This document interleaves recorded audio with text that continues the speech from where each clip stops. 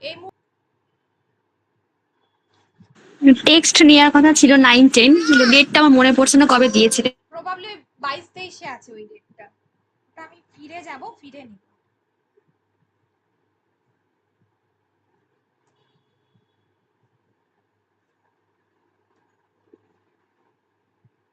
যতটুকু আমার মনে পড়ছে।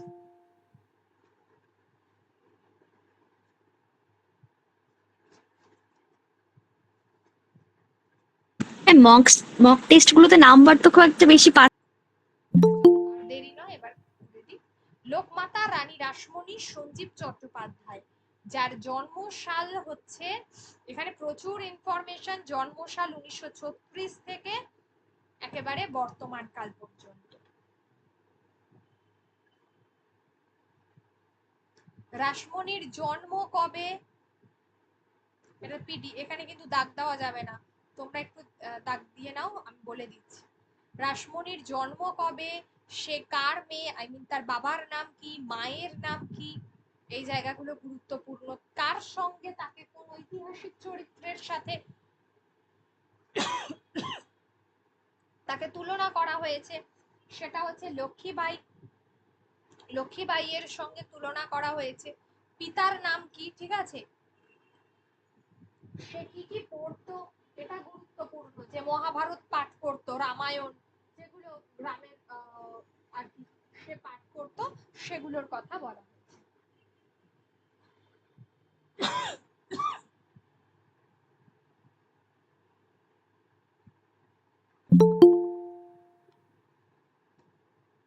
আচ্ছা, তারপর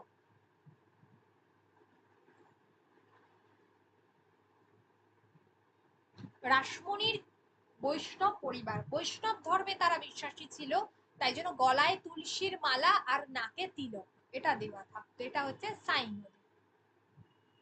রাসমণির মা বেশি দিন বাঁচেনি, রাসমণির বয়স যখন 7 বছর বয়স, পা দিয়ে দেখলেন যে মা নেই, তার মা মারা গেছে। মা কিভাবে মারা গেছে, মায়ের নাম কি ছিল, সেটা গুরুত্বপূর্ণ। রাসমণির যখন বয়স হলো 11 বছর, সে খুব সুন্দরী ছিল।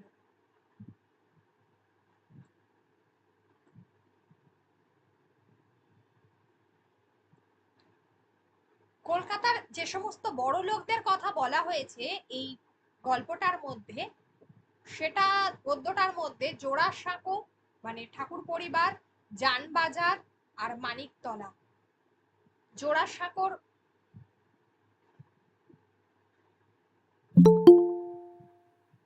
জোড়াসাঁকোর ঠাকুর পরিবারের প্রিন্স দ্বারকানাথ, মানিকতলায় রাজা রামমোহন, সংস্কৃত কলেজে ঈশ্বরচন্দ্র বিদ্যাসাগর, শিমুলিয়ার দত্ত বংশ যেখানে স্বামী বিবেকানন্দ এইগুলো জন্মগ্রহণ করেছিলেন, এই সমস্ত বড় বড় নাম বা ধনী পরিবার। বিদেশিরাও এসে গেছেন, ডেভিড হেয়ার ঘড়ির ব্যবসা বন্ধ করে শিক্ষায় আত্মনিয়োগ করেছেন, শিক্ষার প্রসারে।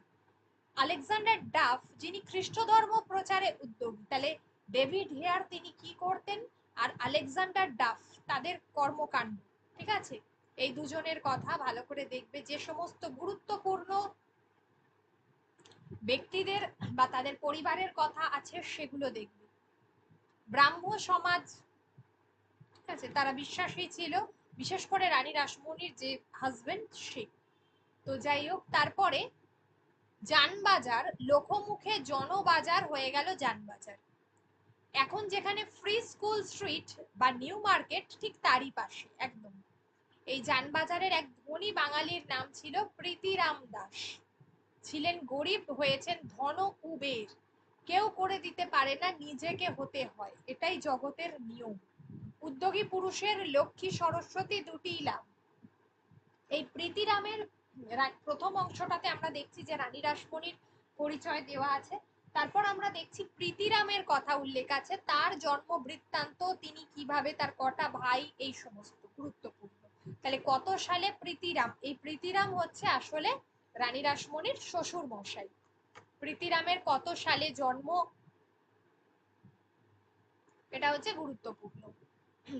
প্রীতিরামের কত সালে জন্ম, এইটা প্রীতিরামের যখন, প্রীতিরামের দুই ভাইয়ের নাম কি, আর হচ্ছে তারপরে হচ্ছে যে তিনি কি কি শিখেছিলেন, পড়াশোনা যেটুকু জানতেন সেইগুলো। খুব দরিদ্র পরিবারেই জন্ম হয়েছিল।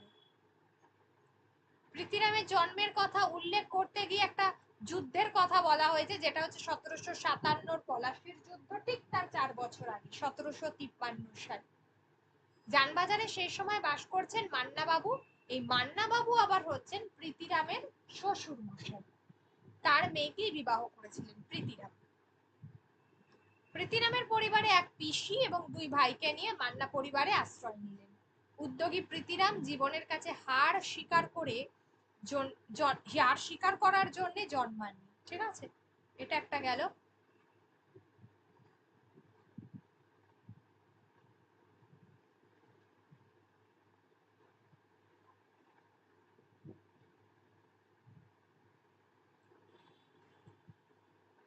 তারপরে হচ্ছে তার কিভাবে বিবাহ হয়েছিল, কার মেয়ের সঙ্গে, যুগল মান্নার 11 বছরের মেয়ের সঙ্গে বিবাহ হয়, যারা তাকে আশ্রয় দিয়েছিলেন। যৌতুক হিসাবে কি কি পেয়েছিলেন, তার দুটো পুত্র কত কত সালে জন্মগ্রহণ করেছিল সেটা গুরুত্বপূর্ণ। এইভাবে প্রীতিরামের কি হলো, উত্থান শুরু হলো ব্যবসায়িক ক্ষেত্রে। তিনি প্রথমে আমদানি রপ্তানির ব্যবসা শুরু করেন। 1787 সাল বার্ন কোম্পানির মুৎসুদ্দি হলেন। এই মুৎসুদ্দি শব্দটা একটা আরবি শব্দ, দাগ দিয়ে রাখো, পরীক্ষায় আসতে পারে। 1800 সাল, এই 1800 সাল মানে সেই বছর গুরুত্বপূর্ণ একটি ঘটনা ঘটছে বাংলার ইতিহাসে। ফোর্ট উইলিয়াম কলেজ তৈরি হচ্ছে। প্রীতিরামের দেওয়ান, যে কিনা শিবরাম সান্যাল, যার সহায়তায় 19,000 টাকায় মকিমপুর পরগনাটি কিনে নিলেন। ছোট ভাই কালীপ্রসাদকে এই পরগনার নায়েব নিযুক্ত করলেন এবং তিনি সেখান থেকে জানবাজারের বাড়িতে বাঁশ, কাঠ, মাছ চালান দিতে লাগলেন। এইগুলো, এই মার, বাঁশের যে মার, এখান থেকে কিন্তু মার ব্যবসা, মানে মার ওদের একটা উপাধি ছিল।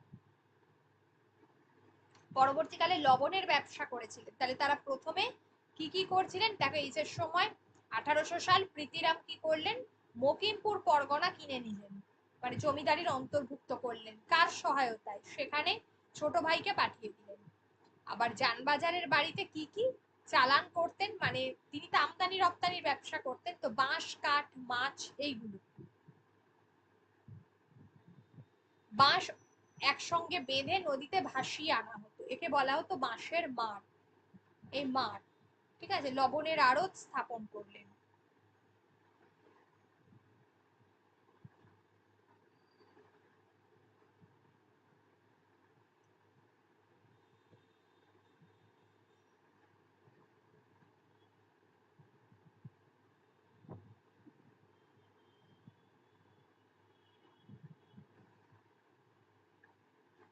আচ্ছা, তারপরে হচ্ছে যে বড় ছেলে হরচন্দ্র,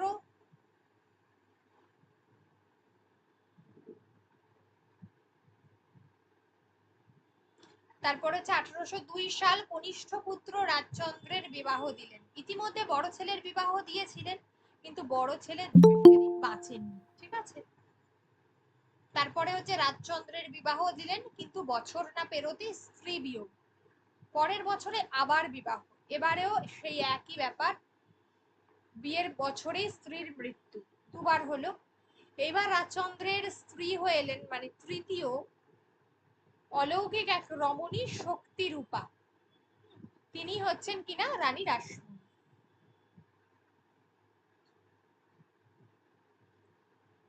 রাজচন্দ্র শিক্ষিত, সংযত, ধর্মপ্রাণ, খুব সৎ মানুষ ছিলেন। কিভাবে পরিচিত হয়েছিল, তিনি ত্রিবেণীতে, হুগলির ত্রিবেণী, যেখানে গঙ্গা স্নান করতে গেছিলেন, এবং সেখানেই কি হলো, নৌকো ভ্রমণের সময় তিনি ঘাটে একটি সুন্দরী মেয়েকে দেখতে পান। পরে এসে তিনি জানবাজারে তার ভালো লাগার কথা জানিয়েছিলেন এবং সেখানেই ঘটকদের অনুসন্ধান শুরু হলো এবং এইভাবে খোঁজ নিল যে কিভাবে কার কন্যা। তো সেই জায়গা থেকে আমরা দেখছি প্রীতিরাম তার পুত্রের সঙ্গে বিবাহ দিলেন। প্রথমে রাসমণির বাবাকে খবর দিলেন। এইভাবে, তারা তো খুব গরিব মানুষ ছিলেন, এরা তো অনেক বড় লোক যা হয়। তার মা বলেছিলেন, সে কি রে রানী, তুই তাহলে সত্য সত্যই রানী হবি? তাহলে এই কথাটা কে বলেছিল, এই লাইনটাতে দাগ দাও।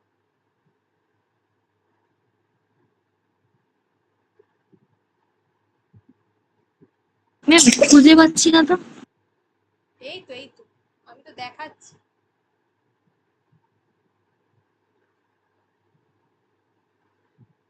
দেখতে পাচ্ছ না? ম্যাম 42 পাতার একদম উপরে আছে। পেয়েছি। আরেকটা লাইনে দাগ দাও। 40 পেজ। ডুমুরের ফুল। আমাদের তো 42 আছে বইয়ে।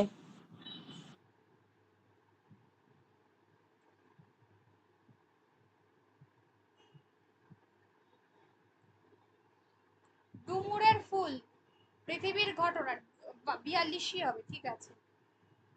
এই যে তবু বলতে হয় ছেলেবেলায় যখন বয়স আরো কম রাসমণি ডুমুরের ফুল দেখেছিলেন। কেন ডুমুরের ফুল দেখেছিলেন? মানে কোনো অদৃশ্য, মানে ডুমুরের ফুল মানে আমরা তো জানি অদৃশ্য, এখানে অলৌকিক ঘটনা। তো যাই হোক, বিবাহ হলো কত সালে? বিবাহ হলো তার দাও। রাসমণির যে সন্তান ছিল, প্রথম দুই সন্তান পদ্মমণি এবং কুমারী, ইতিমধ্যে 1817 সালে প্রীতিরাম দাস পরলোক গমন করলেন। এই সময় রাসমণির সেই সময় সম্পত্তির পরিমাণ 6.5 লক্ষ টাকা। তার সুযোগ্য পুত্র প্রীতিরামের ছিল রাজচন্দ্র। আচ্ছা সরি, ভুল বললাম। এই সময় দুই কন্যা সন্তান হওয়ার প্রীতিরাম কি বলে পরলোক গমন করলেন, অর্থাৎ রানী রাসমণির শ্বশুর মশাই তিনি পরলোক গমন করলেন।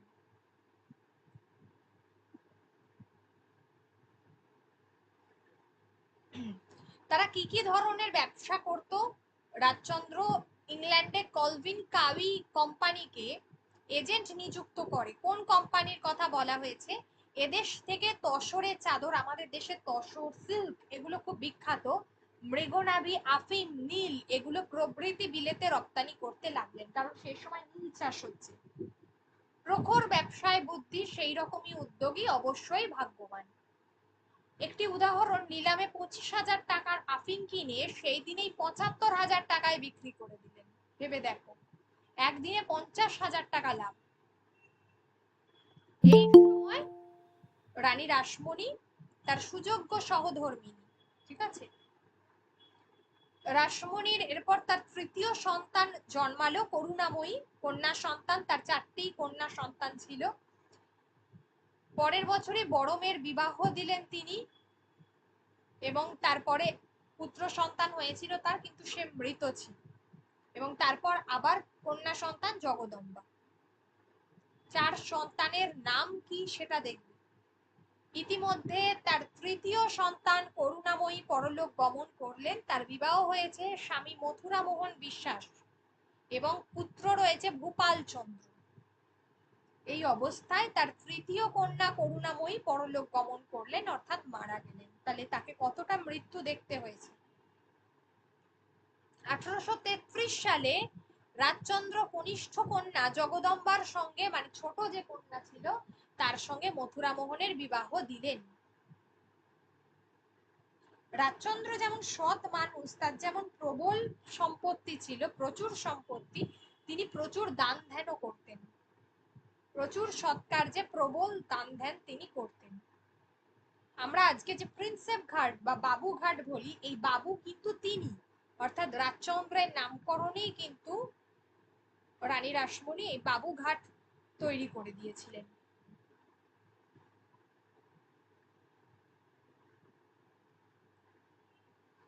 পরপর বেলেঘাটার খাল খনন করেন, যেগুলো খুব গুরুত্বপূর্ণ ছিল।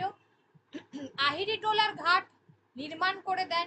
মেটকা ফলে অর্থ সাহায্য, হিন্দু কলেজে ও দুর্ভিক্ষ ভান্ডারে দান, সেই সময় দুর্ভিক্ষ হয়েছিল। এর ফলে কি হলো, ইস্ট ইন্ডিয়া কোম্পানি এত ভালো কাজ করার জন্য, তখনকার দিন ইংরেজরা যে সমস্ত ভারতীয়রা ভালো কাজকর্ম করত তাদেরকে কি করতো না, রায় বাহাদুর উপাধি দিত। তো সেই 1833 সালে রাজচন্দ্রকে রায় উপাধি দেওয়া হলো। কিন্তু আর মাত্র 3 বছর, তিনি কি করলেন, 53 বছর বয়স, 1836 সাল তিনি মারা গেলেন। আর কি আশ্চর্য, ওই বছরই জন্মগ্রহণ করলেন গদাধর চট্টোপাধ্যায় অর্থাৎ কিনা রামকৃষ্ণদেব। কোথায়? না কামারপুকুরে। শ্রীরামকৃষ্ণ।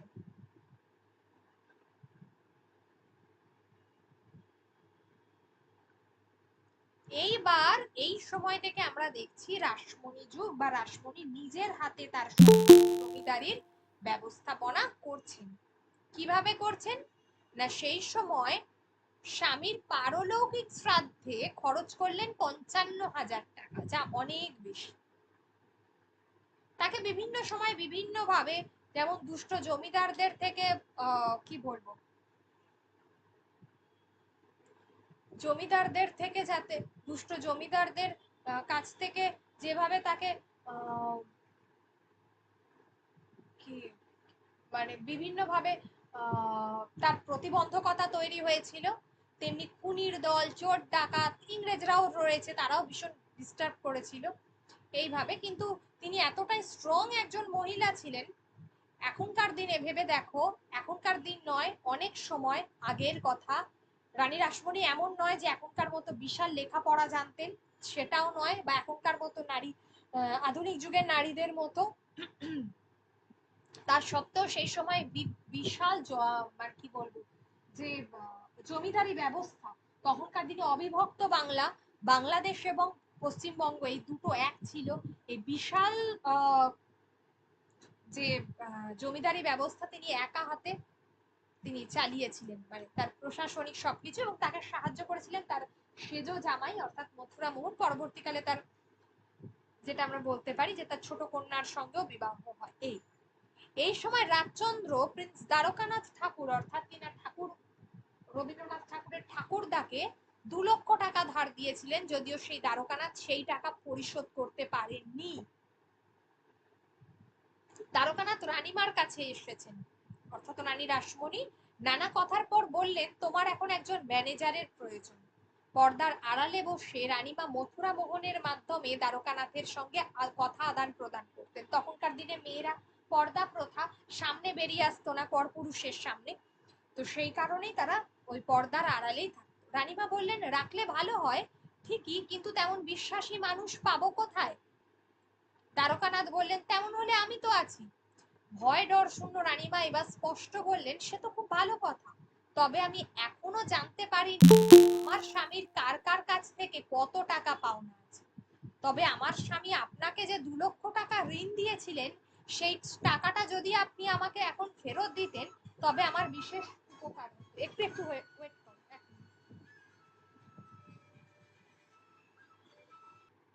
আমি বললাম যে একটু ওয়েট করো। ঠিক আছে, বলো, হয়ে গেছে।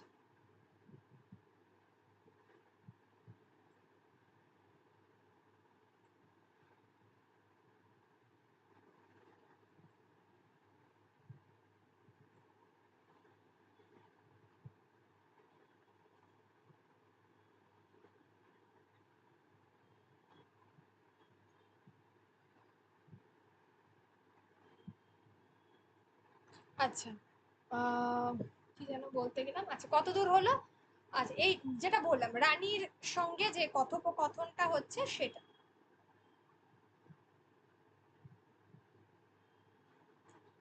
অর্থাৎ তিনি তিনি অন্য কার কাছে কি চাই মানে আর কি পেতেন সেটা তিনি না জানলেও অ্যাকচুয়ালি তিনি জানতেনই সবকিছু, কিন্তু দ্বারকানাথ যে শোধ করতে পারেননি, এবং তিনি যে বিশাল প্রপার্টি, খুব চালাক লোক ছিলেন তো দ্বারকানাথ আসলে ছিলেন।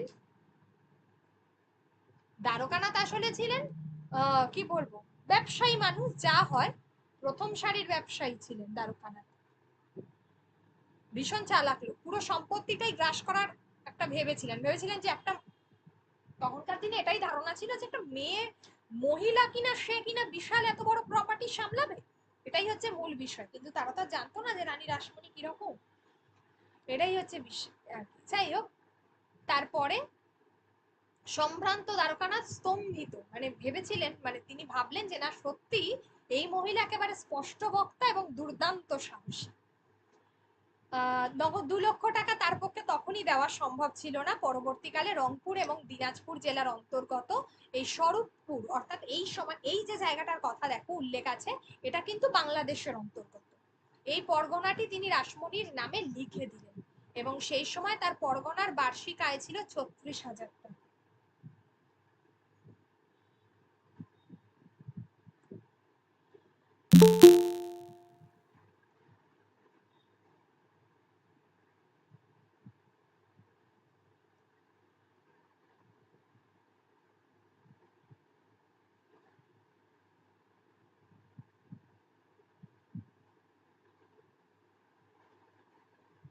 রাসমণি জামাতা মথুরা মোহনের মাধ্যমে জানালেন যে আমি এক সামান্য বিধবা, আমার এই সামান্য বিষয় সম্পত্তি আপনার মতো যোগ্য এবং সম্ভ্রান্ত ব্যক্তিকে তত্ত্বাবধান করতে বলাটা আমার পক্ষে ধৃষ্টতা। আমার পুত্রস্থানীয় ভাবি উত্তরাধিকারী জামাতারাই এই কাজ পারবে। অর্থাৎ তিনি তার জামাইদের উপর ভরসা করলেন, স্পেশালি মথুরা মোহন। তিনি যথেষ্ট বিশ্বাসী মানুষ ছিলেন এবং তাকে চিনতে রানী রাসমণির এতটুকুও ভুল হয়নি। সেই সময় এই পরগনার বার্ষিক আয় ছিল 36,000 টাকা। মানে দ্বারকানাথ এই এই জায়গাটা দেখাশোনা করতেন এবং তিনি সঠিকভাবে দেখাশোনা করতে পারছিলেন না বলে কি হলো, এই জায়গাটাতে প্রচুর পরিমাণে ব্যবসা সেখানে মার খাচ্ছে, এরকম ব্যাপার।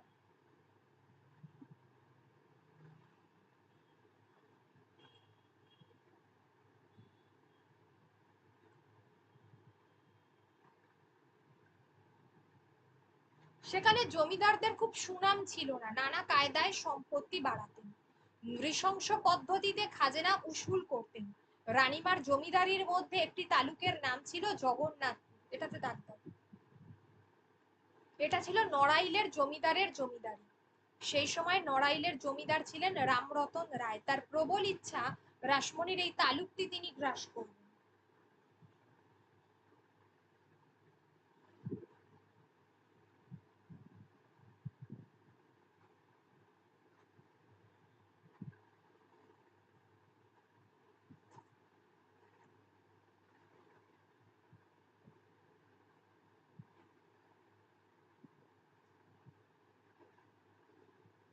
তার প্রবল ইচ্ছা রাসমণির এই তালুকটি তিনি গ্রাস করবেন। তার সুপরিকল্পিত অত্যাচারে জগন্নাথপুরের প্রজারা অতিষ্ঠ। লুটপাট, গৃহদাহ, নরহত্যা, আতঙ্ক সৃষ্টি করে রাসমণির ওই তালুকের প্রজাদের নিজের বশে আনার চেষ্টা। রানীর প্রচন্ড প্রতাপের কাছে তাকে হার স্বীকার করতে হলো। প্রজাদের ওপর অত্যাচার রানী সহ্য করতে পারবেন কি করে, তিনি যে তাদের মা। তার আদেশে মহাবীর নামে এক সর্দারের নেতৃত্বে একদল লাঠিয়াল এলো জগন্নাথপুরে প্রজাদের রক্ষার জন্য।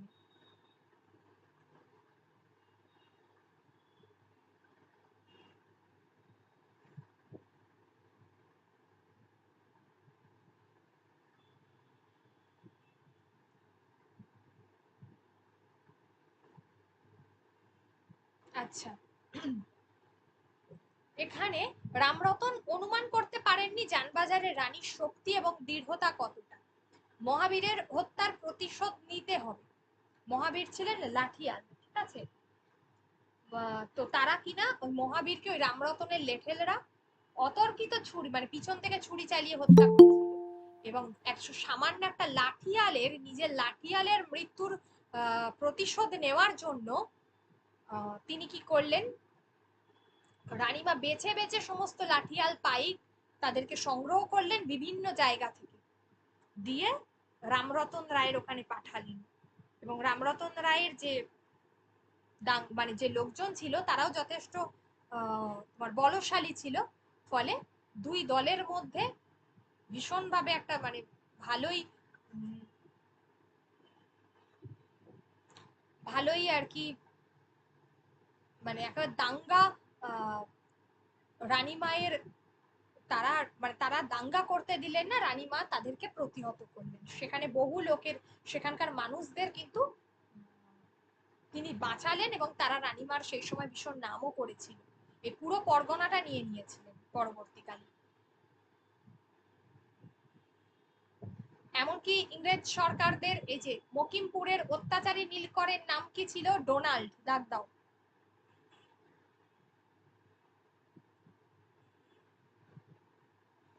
তিনি সেই ইংরেজ সরকারের ওটা বিরুদ্ধে। একটু দেখান তো কোনখানটায় আছে, দেখতে পেলাম না। কোন জায়গাটা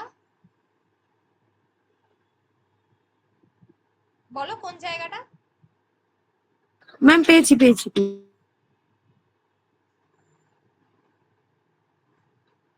নীল কর সাহেবদের অর্থাৎ ইংরেজদের বিরুদ্ধেও তিনি প্রতিহত করলেন। এইগুলো তার দক্ষ মানে প্রশাসনিক কীর্তি বলা যেতে পারে। রানীমা সরকারের কাছ থেকে জেলেরা গঙ্গার যে অংশে মাছ ধরে, অর্থাৎ কিনা হাওড়ার ঘুষুরি থেকে আর মেটিয়া ব্রুজ পর্যন্ত 10,000 টাকায় ইজারা নিলেন। ইংরেজ সরকার টাকা ছাড়া কিছুই বোঝে না, রানী রাসমণি দিয়ে দিয়েছেন। ঠিক আছে, এইবার আসল খেলা কি না, রানীমা তার কর্মচারীদের আদেশ দিলেন লিজে নেওয়া গঙ্গার অংশটা এপাশে ওপাশে লোহার মোটা চেন দিয়ে ঘিরে দাও, ওই অংশটুকু আমার। গঙ্গা বন্ধনে সরকারের টনক নড়ল। আরে জাহাজ নৌকো চলাচল বন্ধ মানে ইংরেজদের, রানীমার কৃপায় জেলেরা মনের আনন্দে মাছ ধরছেন। তার মানে কিরকম চালাক ছিলেন তিনি ভাবো, মানে যে মানে অ্যাকচুয়ালি মাছ ধরতে দেবে না জেলেদের, তিনি কি করলেন, ইংরেজরা তো টাকা ছাড়া বোঝে না, তিনি জায়গাটা পুরোটা কিনে নিলেন, দিয়ে বললেন জলের ওখানেই পুরো ঘিরে দাও, দিয়ে এবার ওইখানে তখন তো ইংরেজ সরকার বুঝতে পারবে আসল কর্মকাণ্ড কেন তিনি কিনে নিয়েছিলেন টাকা দিয়ে। সরকারের দপ্তর থেকে নোটিশ এলো জলপথ কেন বন্ধ করা হয়েছে, কারণ দর্শাও, মানে ইংরেজদের জাহাজ আসবে, মালপত্র আসছে বিদেশ থেকে, মাল চলাচলের অসুবিধে করে বাণিজ্যিক ক্ষতি সাধন করা অপরাধ বলে গণ্য করা হবে না কেন। রানীমার তাতে ভয় ডয় নেই, লড়াই করছেন ইংরেজ সরকারের সঙ্গে। ওরা তো কিছু না করলো, কোর্টে চলে গেল, এরকম ব্যাপার। তিনি কোর্ট পর্যন্তই গিয়েছিলেন। তিনি জানিয়েছিলেন যে তিনি তো এই জায়গাটা লিজ নিয়েছিলেন, মানে আইনগতভাবে তখন। এবং রানীমা বললেন যে গঙ্গা জমা নেওয়ার ইচ্ছে আমার আদৌ নেই, আমি শুধু গরিব জেলেদের মুখে চেয়েই এটি জমা নিয়ে কোনো কর ছাড়াই তাদের মাছ ধরতে দিতাম। এই ঘটনার পর থেকে যদি আগেকার মতো কর ছাড়াই জেলেদের মাছ ধরতে দেন, মানে কর নিত আর কি ইংরেজরা, তাহলে আমি এক্ষুনি সব খুলে দেবো পথ, জলপথ। বাধ্য হয়ে তখন জল কর তুলে দিতে বাধ্য হলো এবং রানীমার লিজের পুরো টাকাটাও ফিরিয়ে দিয়েছে। তাহলে সেই সময় দাঁড়িয়ে রানী রাসমণির এইরকম বুদ্ধি ইংরেজ সরকারকেও কিন্তু নাড়িয়ে দিয়েছিল। সকলের মুখে মুখে গান সারা বাংলায়, গানটার লাইনটা একবার দেখে রেখো, খুব একটা গুরুত্বপূর্ণ নয়। জানবাজারের দুর্গাপুজো খুবই গুরুত্বপূর্ণ। জানবাজার থেকে বাবুঘাট রাস্তাটা রাজচন্দ্রই করিয়েছিলেন, অর্থাৎ এখনকার দিনে যে প্রিন্সেপ ঘাট, বাবুঘাট আপ টু ধর্মতলার রাস্তা সবগুলি। সপ্তমীর সকালে ঢাক ঢোল সহযোগে পুরোহিতরা ওই পথ দিয়ে নবপত্রিকা স্নান করাতে নিয়ে যাচ্ছেন। সাহেবের ঘুম ভাঙলো, সাহেবরা তো তখন। রানীমা এই প্রতিবাদে আদৌ বিচলিত না হয়ে নির্দেশ দিলেন যে আমাদের ধর্ম আমাদের বিধান, ধর্মের সাহেবী হস্তক্ষেপ যা হচ্ছে তাই হবে, আরো বেশি হবে। 3 দিন ওই রাস্তায় ভোরবেলা প্রবল শোরগোল, আরো জোরে বাদ্য বাজনা চলতে লাগলো, মানে ইংরেজরা বলছে না আমাদের হবে না, এরকম ভাবে। তখন তো ইংরেজ সরকার যা হয়। এই অবস্থায় তখন এই ঘটনা নিয়ে রানীমার উকিল পেশ করলেন দলিল যে এই রাস্তা হচ্ছে তার, গ্যারিসন অফিসারের মঞ্জুর করা দলিল। রাজচন্দ্র দাসকে রাস্তা করার জন্য আর্মি ওই জমি দিয়েছিলেন। রাসমণি বলে পাঠালেন যে আমার খাসের রাস্তা, আমার যা ইচ্ছা আমি তাই করবো, সরকার বাধা দিলে যে খরচে রাস্তা করিয়েছি তার দ্বিগুণ খরচে রাস্তা উচ্ছেদ করবো, তবুও সরকারি আদেশ অমান্য করার অপরাধে 50 টাকা জরিমানা। জাস্ট এইটুকু তো রানী রাসমণি জরিমানা জমা দিলেন। তারপর বড় বড় মোটা মোটা গড়ান খাট দিয়ে যানবাজার থেকে পুরো বাবুঘাট অব্দি রাস্তা আটকে দিলেন। যেই জরিমানা দেওয়া হয়েছে, মানে ইংরাজি ভাষায় যাকে বলে টিট ফর ট্যাট, ফলে ইংরেজরা আর যেতে পারলো না, এটা এখানেই লিখেছে। প্রথমে এলো কড়া আদেশ যে রাস্তা খুলে দাও, কড়া উত্তর দিলেন রানী রাসমণি, বলছেন যে জায়গাটা আমাদের, রাস্তাটাও আমাদের তৈরি, বেড়াটাও আমাদের, সরকারের আপত্তির কোনো কারণই থাকতে পারে না। যদি সরকারকে এটার আপত্তি করে তখন সরকারকে একটা উচিত মূল্য দিতে হবে।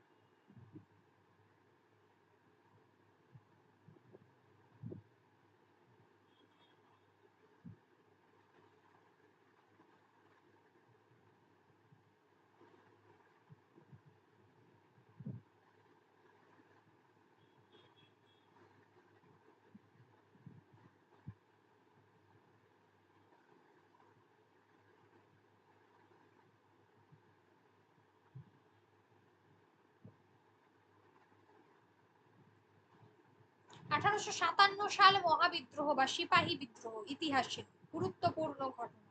এই সময় ক্যান্টনমেন্টে অর্থাৎ ব্যারাকপুরে, যেখানে আমরা দেখতে পাচ্ছি সিপাহী মঙ্গল পাণ্ডের যে বিদ্রোহ যা সারা ভারতবর্ষে ছড়িয়ে পড়ছে, এটা দেখবে এই ঘটনাটা। বিদ্রোহ থামলো, কোম্পানির আমল শেষ হলো, মানে এই সময় কোম্পানির, ইস্ট ইন্ডিয়া কোম্পানির যে অধিকার বা তার যে ক্ষমতা সেটার শেষ হলো। ইংরেজ সরকার অর্থাৎ ব্রিটিশ পার্লামেন্টের কাছে ক্ষমতা হস্তান্তরিত হলো। রানী ভিক্টোরিয়ার নামে ভারতবর্ষের শাসন ব্যবস্থা গ্রহণ করলেন, ব্রিটিশ রাজত্ব কায়েম হলো, যেটা বললাম।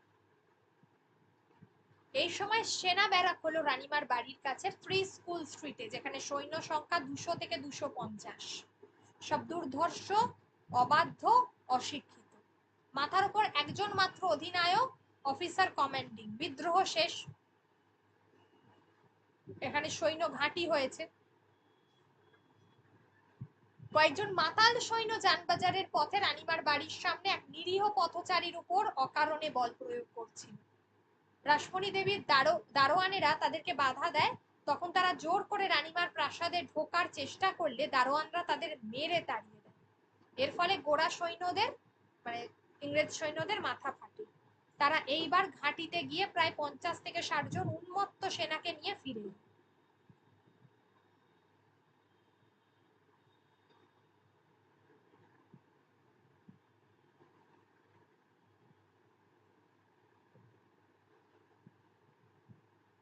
এরপরে রাত 10টা নাগাদ জামাতা মথুরা মোহন বাড়ি ফিরে এই ভয়ঙ্কর কাণ্ড দেখে স্থানীয় কলিঙ্গ বাজারে গিয়ে পুলিশ ইন্সপেক্টরকে সঙ্গে নিয়ে গোড়াদের প্রি স্কুল স্ট্রিটের ডেরায় হাজির হলেন।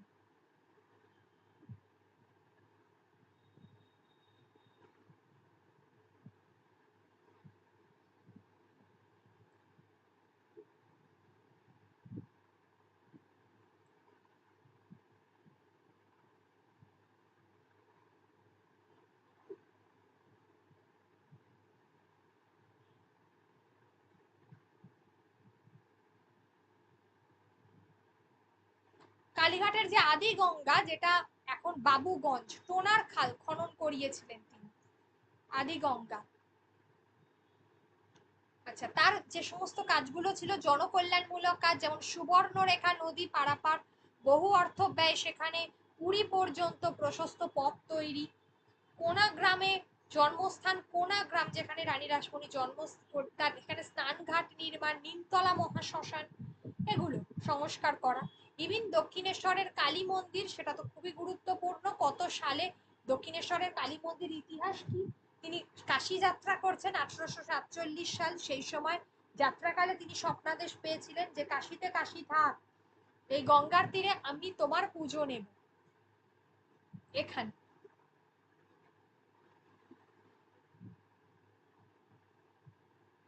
দিয়ে সমস্ত খাবার দাবার, খাদ্যদ্রব্য দরিদ্রের মধ্যে বিতরণ করে দেওয়া হলো।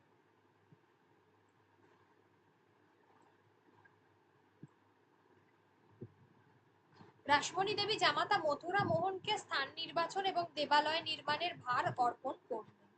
এই জায়গাটা কলকাতা সুপ্রিম কোর্টের এই সময় অ্যাটর্নি ছিলেন জেমস হেস্টি সাহেবের দোতলা কুটি বাড়ি সমেত 54 বিঘা জমি ছিল। সেই কত টাকায় সেটা কেনা হয়েছিল, এখানে এত প্রশ্ন, এত প্রশ্ন, মানে বলা যায় না।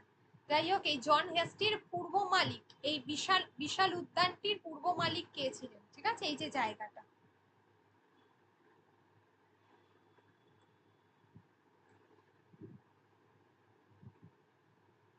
রানী রাসমণি সেগুলো কিনলেন। যেটা গুরুত্বপূর্ণ যে সংস্থা, এই যে Macintosh, Macintosh and burn, Macintosh and burn যে আর কি এই মন্দিরটা নির্মাণ কার্য তৈরি করে দিয়েছিলেন, ঠিক আছে।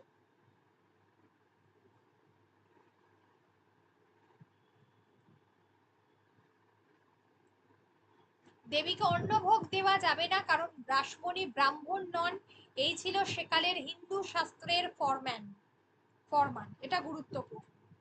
শেষ মুহূর্তে সমাধানের পথ বের করে দিলেন রামকুমার চট্টোপাধ্যায়, অর্থাৎ কিনা যিনি কিনা রামকৃষ্ণের জ্যেষ্ঠ ভ্রাতা। রাসমণি ব্রাহ্মণ নন, তাই তিনি দিতে পারবেন না, এটাই ছিল তখনকার দিনে সে যত কি বলবো, সমাজের যারা ব্রাহ্মণ আর কি, তারা এই বিধান দিয়েছে।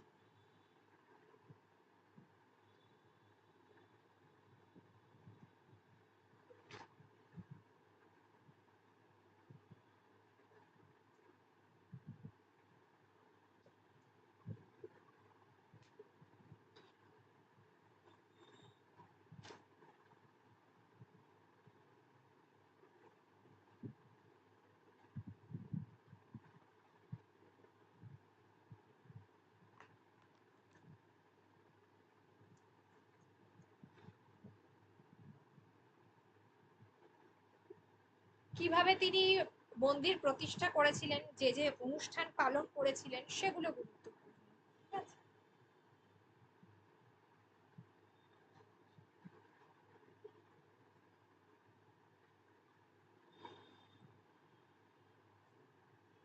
শ্রীরামকৃষ্ণের যুগান্তকারী সাধনা, যত মত তত পথ, এই লাইনে দাগ দাও। এখান থেকে এবারে রাসমণি এবং আমরা যে রামকৃষ্ণের যে মেলবন্ধনটা দেখবো কাজের, সেই জায়গাটা। প্রথমবার তিনি এলেন এই জায়গায়, দক্ষিণেশ্বর, মা কালী, রানী রাসমণি, মথুরা মোহন, শ্রীরামকৃষ্ণ, পুরোটাই একটা অদ্ভুত যোগ। মানে এদের জন্যই বোধহয় আজকের দক্ষিণেশ্বর। ঠিক আছে, মানে এত জাগ্রত। দাদার পরলোক গমনের পর মন্দিরের দায়িত্ব রানী রাসমণি যখন রামকৃষ্ণকে দিয়েছেন, তোরা সবাই বলছে তো পাগল, ঠাকুরকে মানে খাবার দিয়ে সেই খাবার নিজেই খেয়ে নেয় ঠাকুরকে খাবার দেওয়ার আগে, এ কি করে হতে পারে। এগুলো মানে যথেষ্ট মানে সমস্যা তৈরি করেছিল। সে যাই হোক, এখানে মানে রামকৃষ্ণের পর্বটা যে খুব বেশি আছে তাই নয়, কিন্তু যেহেতু এটা রানী রাসমণিকে নিয়ে লেখা, তারপর তিনি তবু দায়িত্ব দিলেন রানী রাসমণি। রাসমণিকে চড়ও মেরে দিয়েছিলেন রামকৃষ্ণদেব, তবু তিনি বলেছিলেন যে না, তিনি চড় মারতেই পারেন, কারণ সেই সময় কিন্তু রানী রাসমণি অন্য সম্পত্তিগত আলোচনা মানে আর কি চিন্তা করছিলেন ঠাকুরের সামনে বসে, সেই কারণে। যাই হোক, তিনি মারা গিয়েছিলেন কত সালে? 1861 সাল 19 ফেব্রুয়ারি, 1267 বঙ্গাব্দ 9 ফাল্গুন, কালীঘাটের বাগান বাড়িতে তিনি শেষ নিঃশ্বাস ত্যাগ করেন। কালীপদ অভিলাষী শ্রী রাসমণি দাসী, এই ছিল তার শিলমোহর, রাসমণি দাসী। ঠিক আছে, কালীপদ অভিলাষী শ্রী রাসমণি দাসী, স্পেলিংটা দেখে নেবেন ইংরেজিতে এবং বাংলা।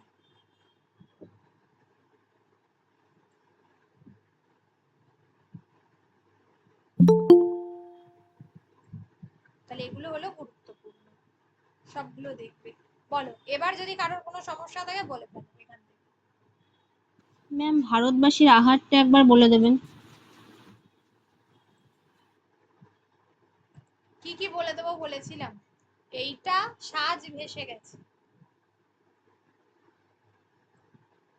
ভারতবাসীর আহারটা তো শুধু খাবার। ম্যাম হ্যাঁ, বলছি এই যে ম্যাম দধি ধর্ম পুষ্করিণী, পায়েস বলেছিলাম মানে সমুদ্র, ধর্ম।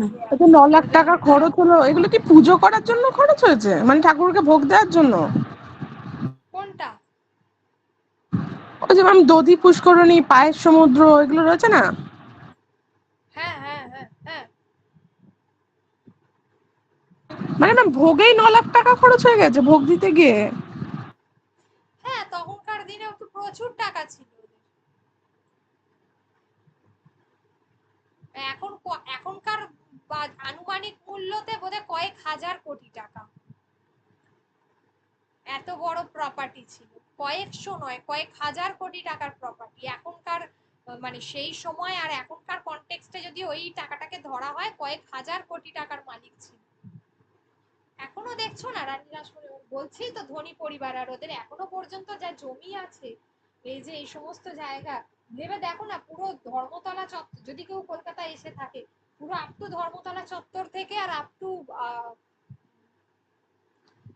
প্রিন্সেপ ঘাট মানে বাবুঘাট পর্যন্ত, আবার স্টিল পুরো গঙ্গার দিকটাও তাই, হাওড়া থেকে এদিকে সাউথের দিকে, ঠিক আছে, ওদিকে কালীঘাট, ওদিকে ওই সমস্ত এলাকা, ওদিকে দক্ষিণেশ্বর, ওদিকে কাশীনাথ, ওদিকে আহিরিটোলা, এ তো শুধু কলকাতার বুকেই তো, মানে পুরো মধ্য কলকাতা, উত্তর কলকাতা, দক্ষিণ কলকাতার একাংশ। ঠিক আছে, মধ্য আর উত্তর কলকাতা। আর ওদিকে হচ্ছে ম্যাম ওই যে 54.5 বিঘা জমি যে ছিল মন্দিরের জন্য, ম্যাম এখন তো একটুখানি মন্দির, বাকি জমিটা কি লোকে দখল করে নিয়েছে? না না, ওখানে কোনো দখল করেনি তো, পুরোটাই রামকৃষ্ণ মিশনের আন্ডারে আছে। ও আচ্ছা ম্যাম, তাহলে ওই পারে না এই পারে দক্ষিণেশ্বরে তো অল্প একটু জায়গা ম্যাম। না না, কে বলেছে অল্প একটু জায়গা, যথেষ্ট বেশি।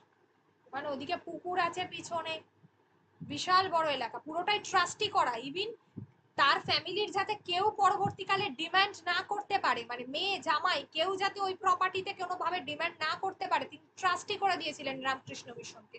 মানে আই মিন প্রথমে, তখন তার রামকৃষ্ণ মিশন তৈরি হয়নি, তিনি একে ট্রাস্টি করেছিলেন রামকৃষ্ণদেবকে, যে পুরো এই মন্দিরটার দায়িত্ব তোমার। পরবর্তীকালে রামকৃষ্ণদেব স্বামী বিবেকানন্দর হাতে হস্তান্তরিত করেন এবং তারপর থেকে রামকৃষ্ণ মিশন ট্রাস্টি করা ছিল।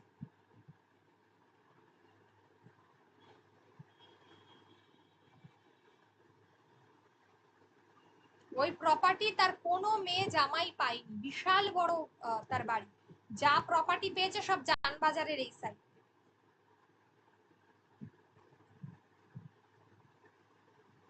ম্যাম জানবাজারটা কোন দিকে? জানবাজারটা ওই লেনিন সরণির কাছে, সরি ওটা লেনিন এসপি মুখার্জি রোডের কাছে, মানে কলকাতা কর্পোরেশন যেটা রয়েছে, কলকাতা কর্পোরেশনের পাশ থেকে শুরু হচ্ছে জানবাজার, আর একটু এগিয়ে গিয়ে।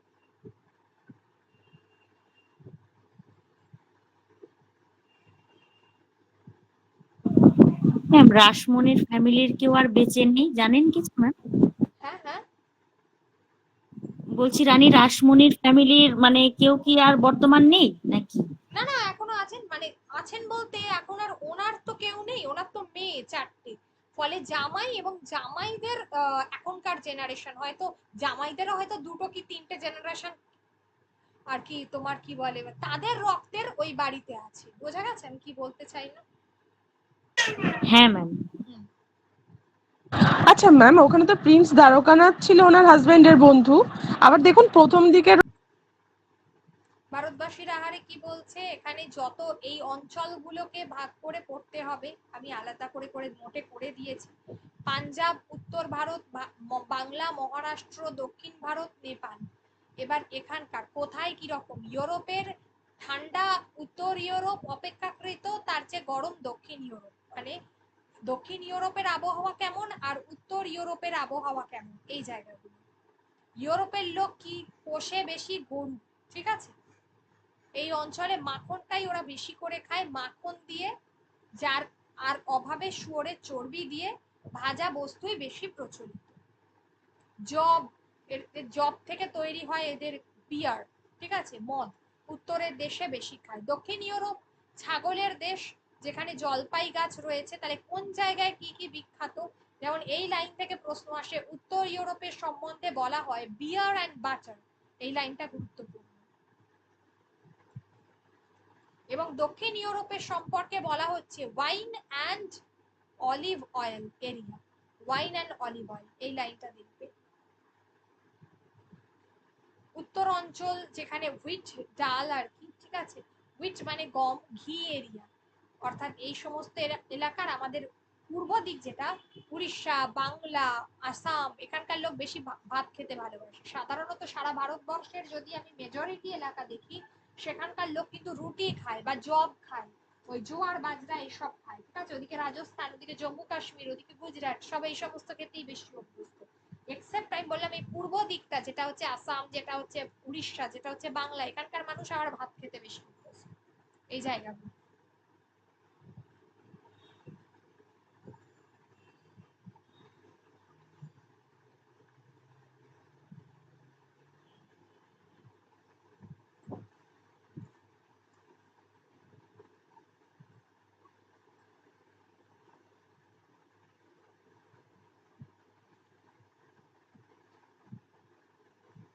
ম্যাম ভেজিটেবল ঘিটা কি ডালডা?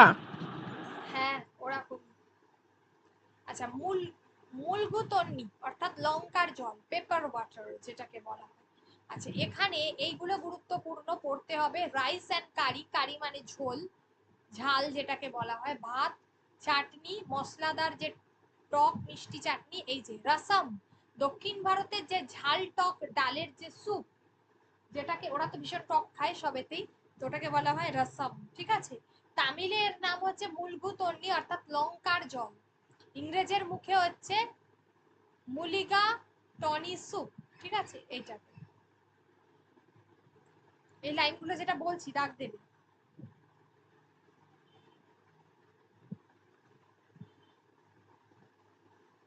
মাংস রান্নায় ভারতবর্ষ কোথা থেকে অনুকরণ করেছে, সেটা হলো ইরান। ইরানের মানে পাক পদ্ধতির যে কৃতিত্ব, নিরামিষ, ভারতবাসীরা মূলত নিরামিষ খাবারই বেশি খেত, আর মাংস রান্না ইরানের থেকে শিখেছে। বলেই দিলাম আগে, নিরামিষ ভোজীর দেশ বলেছি। এখানকার মানুষ কি কি খায়, ভারতবাসীর মানুষ, সেটা দেখতে হবে। ভারতের আর্যদের কথাও এর আগে, অর্থাৎ আর্যরা ছিল আমিষ প্রিয়, পরে প্রধানত নিরামিষাশী এবং শাকাহারী হয়ে পড়ে এদেশে আসবার পর।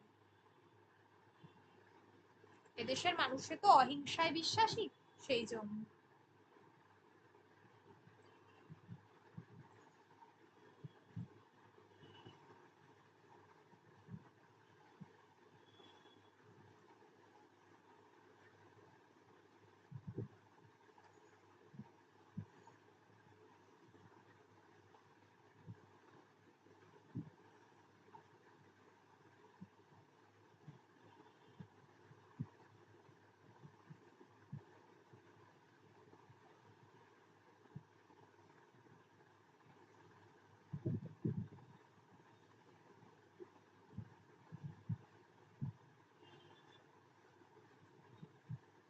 আচ্ছা, তারপরে সাধারণত আর্যেরা ভারতে আসবার আগেই ভাত, ডাল, শাকসবজি, কিছুটা মাছ আর মাংস, এই ছিল প্রাগার্য জাতির মানুষের খাওয়া। তাহলে আগে কি ছিল, ভারতে আসার আগে তারা কি খেত? তখন কিন্তু তারা মাছ মাংস খেত, পরবর্তীকালে যারা নিরামিষাশী হয়ে যায়।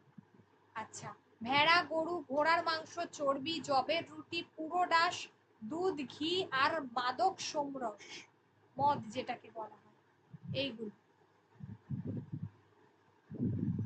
এগুলো তাদের আগের খাওয়া দাওয়া ছিল। ইভিন দেবতাদেরকেও প্রসাদে তারা এগুলো দিত। মহাভারতের অনুশাসন পর্বে এই স্বামী বনাম নিরামিষের প্রসঙ্গের অবতারণা রয়েছে। কোন পর্বে রয়েছে, এটাতে দাগ দাও।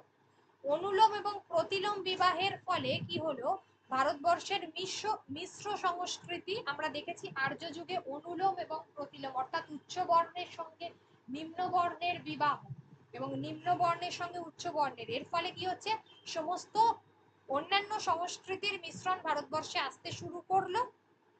তার ফলে অন্যান্য বর্ণের মানুষ, ফলে তাদের খাওয়া দাওয়াও আমাদের এখানে এলো এইভাবে।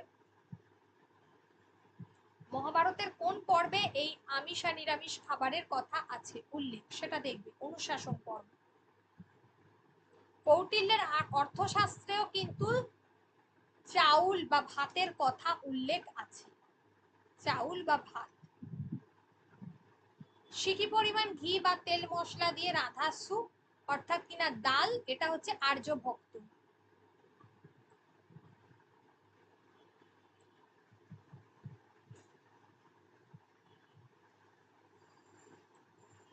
পেলসাডের কথায় দেখো, ভারতবর্ষে প্রচুর পর্যটক এসেছেন, বিভিন্ন সময় তারা এসেছেন, বিভিন্ন, সে মেগাস্তিনিস হতে পারে, হিউয়েন সাং হতে পারে, সেরকমই আরো যদি আমরা কিছুটা সময় পরে চলে যাই, অর্থাৎ কিনা মোগল আমল, যেখানে পেলসাট আসছেন জাহাঙ্গীরের আমলে, ঠিক আছে। পেলসাট ওলন্দাজ একজন পর্যবেক্ষক, তিনি বলছেন যে ভারতের লোকেদের প্রধান খাদ্য হচ্ছে সেদ্ধ চাল বা ভাত, তার সঙ্গে ডাল, আর হচ্ছে এক চামচা ঘি।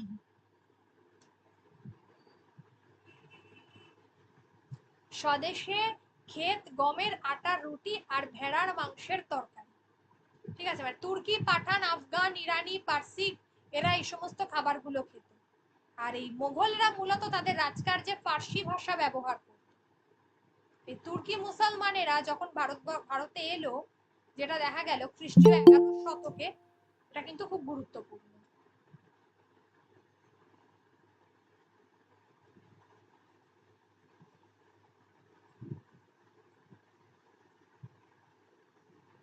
ভারতে হিন্দু আমলে যে মাংস রাঁধার পদ্ধতি ছিল তার বিশেষ বর্ণনা পাওয়া যায় না। মাংসে মশলা ব্যবহারের কথা কৌটিল্যের অর্থশাস্ত্রে আছে। নলপাক অর্থাৎ নল রাজার নামে যে রন্ধন সংস্কৃত বই প্রচলিত, সেখানে ভাতের কথা আছে, শাক তরকারি মাংসের কথা কম। এই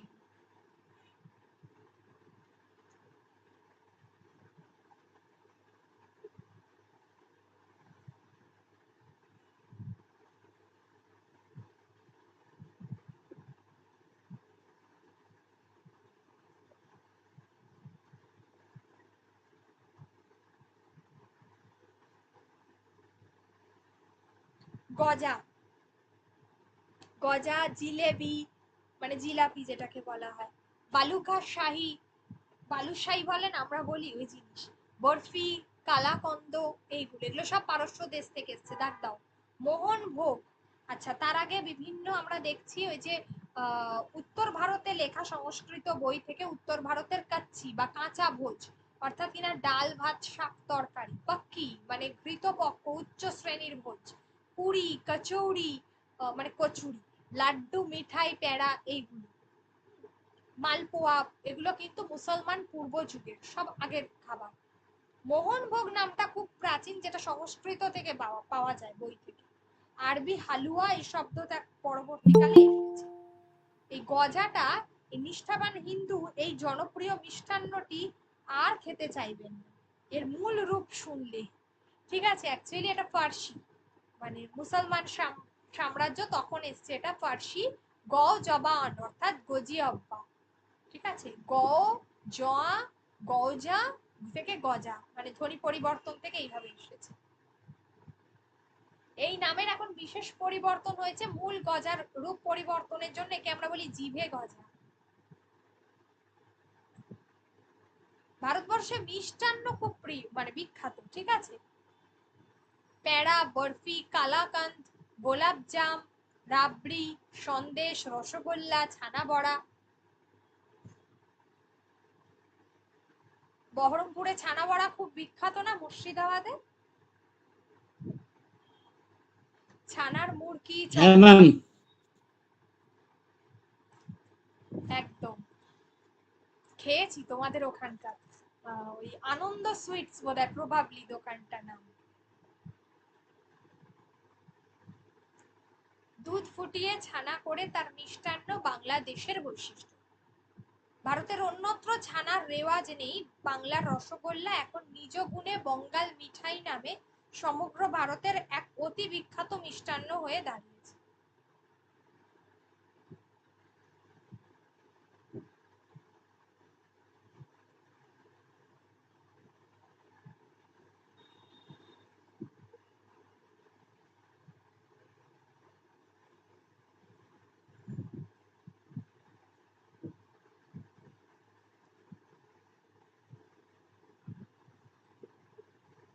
কেক পেস্ট্রিতে ডিম থাকা চাই। ইউরোপের মিষ্টান্নে ভারতীয় মিষ্টান্নে ডিম থাকে না, ধর্মের দিক থেকে ডিম বারণ।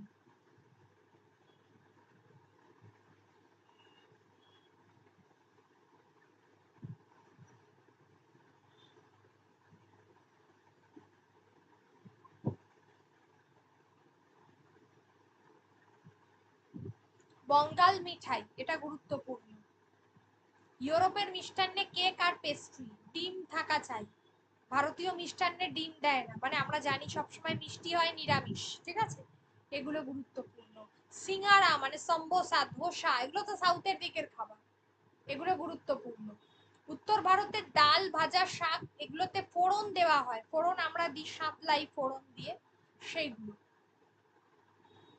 দই, তেঁতুল, আমচুর, লঙ্কা, মরিচ, গরম মশলা, এগুলো এগুলো গুরুত্বপূর্ণ। আর কি আছে? আচ্ছা, এই যে পিসপাসটা দেখবে, বিশেষ মাংস পাকে। এই যে পর্তুগিজ, ফরাসি, ডাচ, এদের কাছ থেকে আমরা এগুলো শিখেছি। মুসলমানিদের থেকেও মোগলাই রান্না মানে মাংস এগুলো আছে ইরান, তারপরে এদের থেকে মাংস। চপ, কাটলেট, এগুলো ঘৃত মিশ্র, ঘি দিয়ে মশলা দিয়ে কেশর দেওয়া, পোলাও নয় এটা। পিসপাস।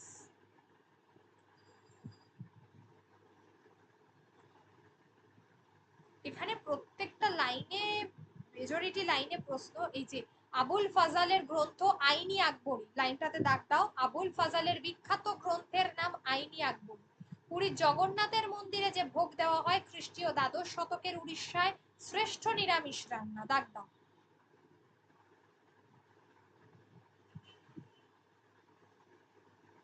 ভারতবর্ষে যে এত ধরনের খাবার, সেইটাই পরপট, এটা একটা ধন্যাত্মক শব্দ বলে কেউ কেউ মনে করেন, কিন্তু অ্যাকচুয়ালি পরপট থেকে পপপট থেকে পাঁপড়, মানে পপপট থেকে পাঁপড় আর কি, ঠিক আছে, এইভাবে এসছে, আধুনিক রূপটা এসছে। কিন্তু মনে হয় যে এই ডালের পিষ্ট থেকে তৈরি এই জনপ্রিয় ভারতীয় খাদ্যবস্তু মূলে দ্রাবিড় জাতির দান অতুলনীয়। দ্রাবিড়, সাউথের দিকে যা খাবার আছে সেখানে দ্রাবিড় জাতি, যেটাকে আমরা বলি পাপ্পু, ডালকে বলে ওরা, ডাল, ঠিক আছে, ডালকে বলে পাপ্পু। বলো, যদি কারোর কোনো কোয়েশ্চেন থাকে বলো।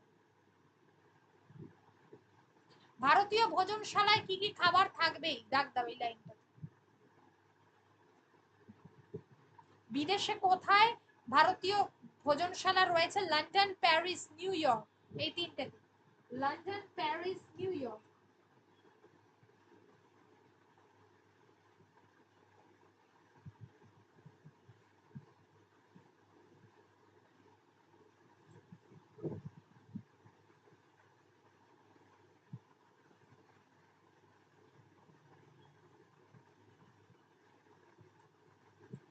সাজ ভেসে গেছে, সৈয়দ মুস্তাফা সিরাজ, এনার লেখা। ম্যাম ওই ভারতবাসীর আহার থেকে কি ধরনের প্রশ্ন হতে পারে? ভারতবাসীর আহার থেকে প্রথমত ওই যে যে শব্দগুলো বললাম সেই শব্দগুলো, আর ওয়ান লাইনার হিসেবে আমি জানি না তোমরা এখনো টেক্সট পড়ে উঠতে পেরেছো কিনা বা পড়েছো কিনা, তো টেক্সটটা দেখো আগে ভালো করে।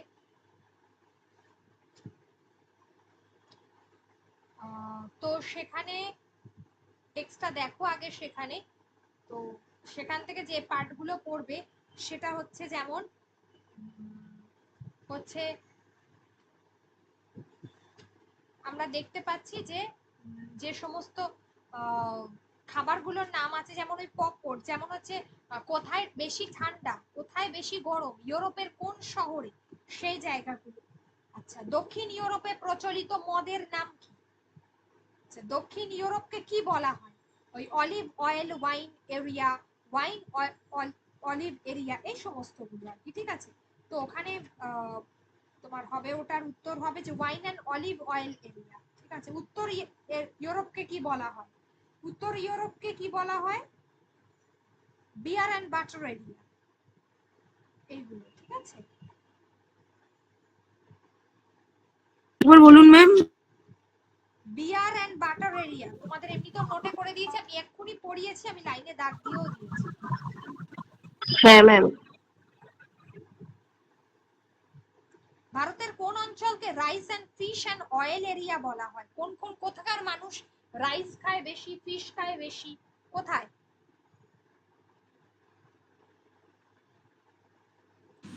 বাংলা, উড়িষ্যা, ওড়িশা, আসাম, আসাম, ঠিক। মাদ্রাস। দক্ষিণ পূর্ব। দক্ষিণে নয়, পূর্ব দিকটা।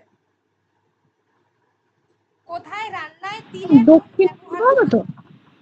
তিলের তেল কোথায় ব্যবহার করা হয়? তামিলনাড়ু। কর্ণাটক, তামিলনাড়ু। হ্যাঁ। রাসামের তামিল নাম কি? রাসাম।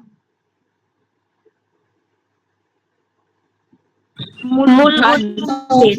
মূলগুতনির বাড়ি। লঙ্কার। এইগুলো ভালো করে পড়তে হবে, যে কটা লাইনে দাগ দিয়ে দিলাম। উত্তর ইউরোপে লোকে কোন প্রাণী বেশি পোষে? গরু। গরু পোষে বেশি। পাঁপড় শব্দটি কোন সংস্কৃত শব্দ থেকে এসেছে? পরপট। পুরীর জগন্নাথ মন্দিরে যে ভোগ দেওয়া হয় তা ওড়িশার কোন সময়কার রান্নার শ্রেষ্ঠ নিদর্শন?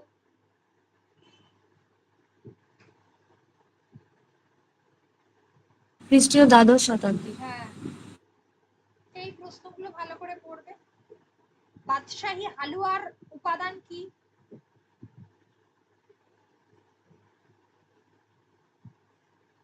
মিছরি, সুজি আর ঘি, 10 করে, 10 মিছরি, সুজি আর ঘি।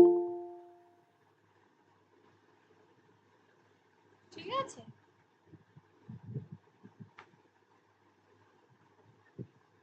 হ্যাঁ ম্যাম ঠিক আছে। আমি তোমাদেরকে টেক্সট পরীক্ষা আছে না?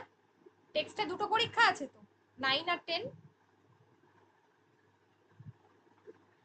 মানে 2 দিন পরীক্ষা আছে তো, 2 দিন পরীক্ষা তো, টেক্সটের পরীক্ষাটা 2 দিন বলেছি তো। হ্যাঁ ম্যাম। 2 দিনে দিয়ে দেবো সব প্রশ্নগুলো। ক্লাস 10 এরটাই প্রথম দিন পাবে, ভালো করে পড়বে, যতটা সম্ভব।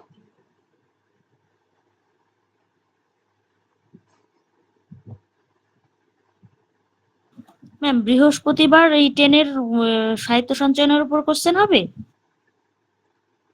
বৃহস্পতিবারই আছে 23-24, কিন্তু যেহেতু আমি তোমার কি বলে, আমি চেষ্টা করছি, নইলে হয়তো ওটা শুক্রবার দিনকে নেব। ঠিক আছে? পরীক্ষাটা আমি চেষ্টা করছি, কারণ যেহেতু আমি কালকে আর পরশু দিনটা থাকবো না, তো আমাকে প্রশ্নটা তো দিয়ে দিতে হবে, আমাকে তো দেখতে হবে, একটু দেখে প্রশ্নটা দিয়ে যেতে হবে, তো টাইপ করতে হয়তো হয় বৃহস্পতিবার রাত হবে, নইলে শুক্রবার দিন শিওর। ঠিক আছে? হ্যাঁ ম্যাম। হ্যাঁ না, ওকে কাজ মিটিয়ে দিন, অসুবিধা নেই। আচ্ছা, সাজ ভেসে গেছে গ্রন্থের মূল গ্রন্থটার নাম কি? এটা হলো সৈয়দ মুস্তাফা সিরাজের গল্প সমগ্র আছে, তার 11 নম্বর গল্প। ঠিক আছে? দ্বিতীয় খণ্ডের 11 নম্বর গল্প। লাল শিমুলের দিন। এই মৈলবাসের ঠিকানাটা দেখবে ফার্স্টেই। মৈলবাস, নিবাস সাকিন মাদারহাটি, পোস্ট অফিস গোকরণ, থানা কান্দি। কান্দি কোথায়? মুর্শিদাবাদে। জেলা হচ্ছে মুর্শিদাবাদ। ঠিক আছে?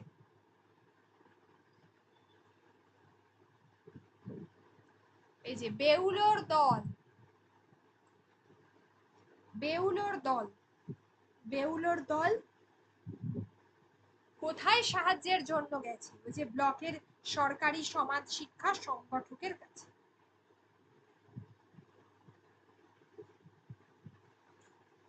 ব্লকের অফিসার কোথাকার মানুষ? কলকাতার মানুষ। বেউলো জিনিসটা কি? বেউলো হচ্ছে যারা ওই এরা কি করতো আসলে, এই মৈলবাস তো আসলে একটা মানে বেউলোই ছিল। ঠিক আছে? এরা আর কি সাজগোজ করে, মানে বিভিন্ন ওই যে বেহুলা লক্ষিন্দর পালা, ওই বেহুলা। ঠিক আছে?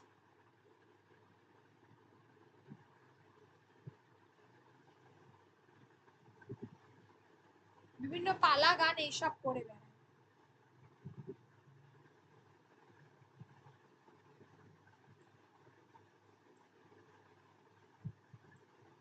মৈলবাস স্যার অফিসার তাকান লোকটির দিকে, বছর 42-এর মধ্যে বয়স সম্ভবত। তাহলে মৈলবাসের বয়স কত সেটা দেখবে, তার কিরকম পোশাক সেটা দেখবে, তার চেহারাটা কেমন সেটা দেখবে। পুরোটাই এখানে আছে, পোশাক, চেহারা, এগুলো সব আছে। মৈলবাসের আসল নাম কি? আসল নাম হচ্ছে মওলা বক্স।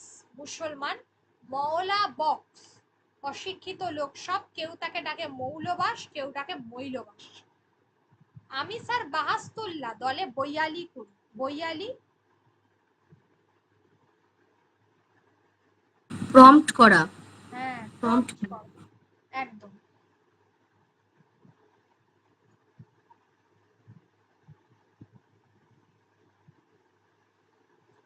আচ্ছা, তারপরে হচ্ছে বেহুলার দলে কে বেহুলা সাজতো সেটা গুরুত্বপূর্ণ, এই যে প্রম্পট করা। অল্প লেখাপড়া জানে বাহাস্তুল্লাহ। আচ্ছা, যে বেহুলা সাজে মানে বেহুলা, তার গায়ের রং কালো, হালকা গরম, মুখে মেয়েলি ছাঁদ, বয়স বছর 15-16 বয়স হবে। নাম অমূল্য, ছেলে কিন্তু, যাতে বাউরি, নিচু তলার, অন্তজ।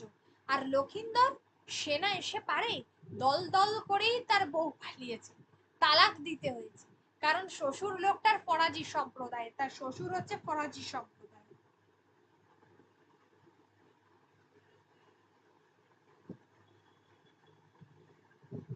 যে ওই লক্ষিন্দরটা সাজে তার নাম হচ্ছে আকাশ আলী, তার নাম হচ্ছে আকাশ আলী।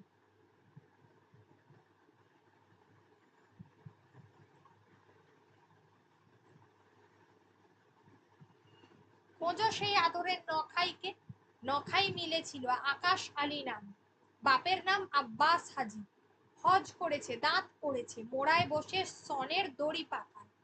ছেলে নখাই সাজে তো কি করবে, ওদের আর কি বিভিন্ন রকম সেজে গুজে ওই যাত্রা পালা হয়, পালা গান ওই সমস্ত করেই টাকা ইনকাম করে। আকাশ আলী হিরো, আকাশ আলী হচ্ছে তাহলে যে কিনা ওই লক্ষিন্দর সেজেছে। বেহুলার দলের একজন তবলচি আছে, দেখো নারায়ণ বাবু, এই নারায়ণ বাবু হচ্ছে তবলচি, ক্লাস 4 পর্যন্ত পড়েছে, তার বর্ণনাটা দেখবে, এখানে প্রচুর চরিত্র। বাবু মনে বাবু বাড়ির গাঁজাখোর উড়ুক্কু মাস্তান ছেলে, বাড়ি পাশের গায়ে, ভদ্রলোকের গা বাবা ননি মুখুজ্জে পোস্টমাস্টার ছিলেন। ছেলে নারায়ণ ক্লাস 4-এই বেরিয়ে পড়েছে।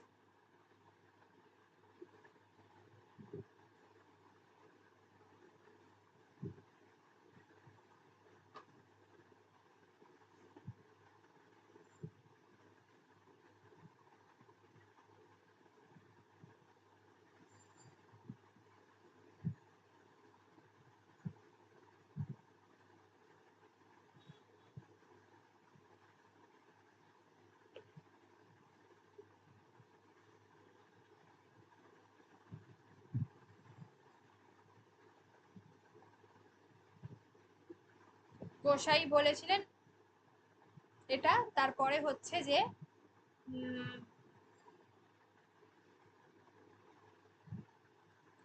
আচ্ছা, বাবা ননি মুখুজ্জে পোস্টমাস্টার ছিলেন, নারায়ণ বাবু তপলছি, বাবু মনে বাবু বাড়ির গাঁজাখোর উড়ুক্কু মাস্তান ছিলেন, বাড়ি পাশের গায়ে, ভদ্রলোকের গা বাবা ননি মুখুজ্জে পোস্টমাস্টার, তার বাবা।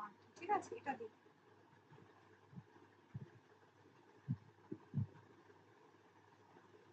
আচ্ছা, মৈলবাস একটা কাজ করতো যেটাকে আমরা বলি মালামো, মানে পালোয়ানগিরি করা, এইসব করেও কিন্তু সে অনেক পুরস্কার পেয়েছে।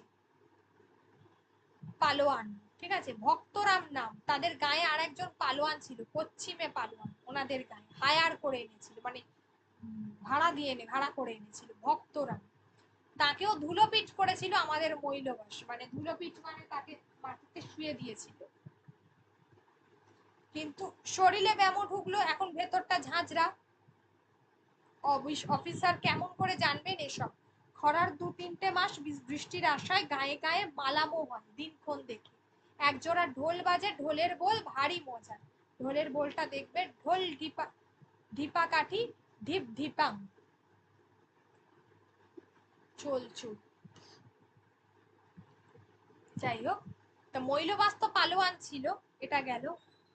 এই যে দেখো, সাবধান চ্যাংমুড়ি কানি, কাকে বলা হতো, এই মনসাকে বলা হতো না, এটা এই ডায়লগটা, ঠিক আছে। মালামোর সময় দুই ভাইয়ের নাম হচ্ছে গগন আর পবন। মালামো মানে ওই পালোয়ান গিরি করা, দুই ভাইয়ের নাম হচ্ছে গগন আর পবন।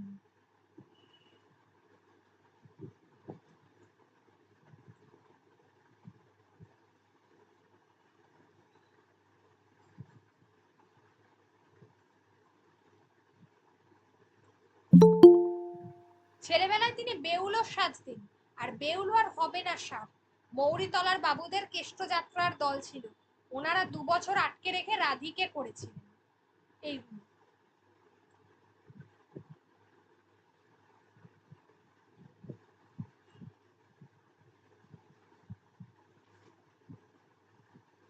এখানে দেখবে চাঁদ সওদাগরের পোশাকটা দেখবে, সে কিরকম পোশাক পরছে চাঁদ সওদাগর।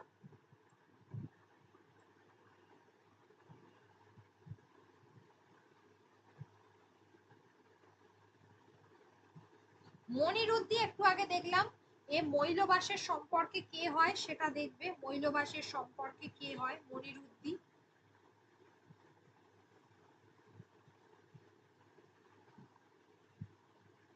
শরৎচন্দ্র চট্টোপাধ্যায়ের একটা উল্লেখযোগ্য চরিত্র এই গল্পের মধ্যে আছে, যেটা হচ্ছে গহর।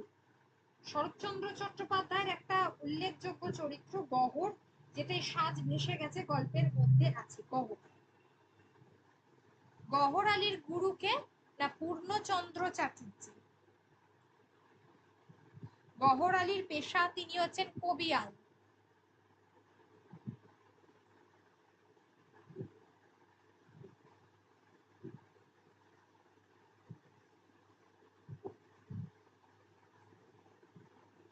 এই যে পূর্ণচন্দ্র চাটুর্যে, ঠিক আছে, এই গহর আলীর যিনি, তার ছিল কবিয়াল সে কিনা। তারা পদ্ম পুরাণ, মার্কণ্ডেয় পুরাণ, কালিকা পুরাণ এসব নিয়ে আর কি পালাগান এই সমস্ত করে বেড়াত কবিয়ালের দল।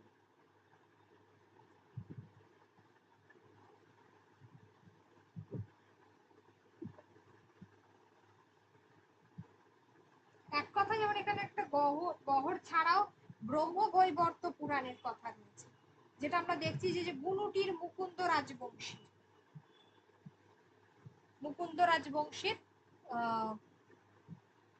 এখানে ব্রহ্মবৈবর্ত পুরাণের উল্লেখ রয়েছে।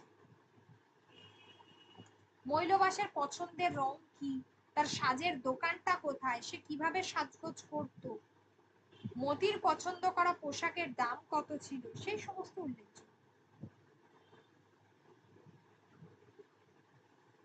ব্রহ্মার কন্যার নাম হচ্ছে সন্ধ্যা।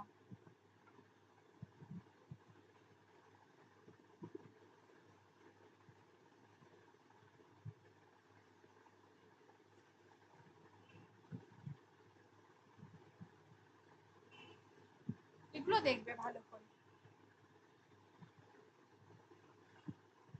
ঢুলি ভাইদের নামটা দেখবে, বেহুলা লক্ষিন্দর পালার লেখকটা দেখবে, কাদের কেষ্টযাত্রার দল ছিল সেটা দেখবে,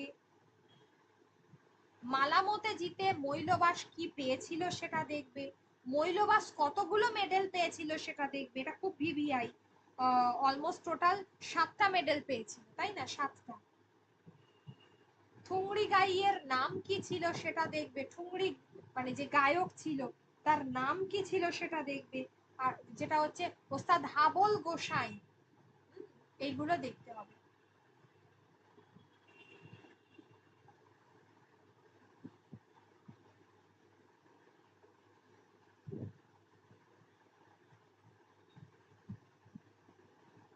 মাদারহাটির বেহুলা দলটি কত দূর থেকে জলকাদা ভেঙে এসেছে? বেহুলা হচ্ছে এদের দলের নাম। মোটামুটি ভাবে এরা 6 মাইল দূর থেকে এসেছে। এই মনিরুদ্দি কোথাকার লোক ছিল? এই মনিরুদ্দি হচ্ছে লক্ষ্মীনারায়ণপুরের লোক ছিল, লক্ষ্মীনারায়ণপুর, ঠিক আছে।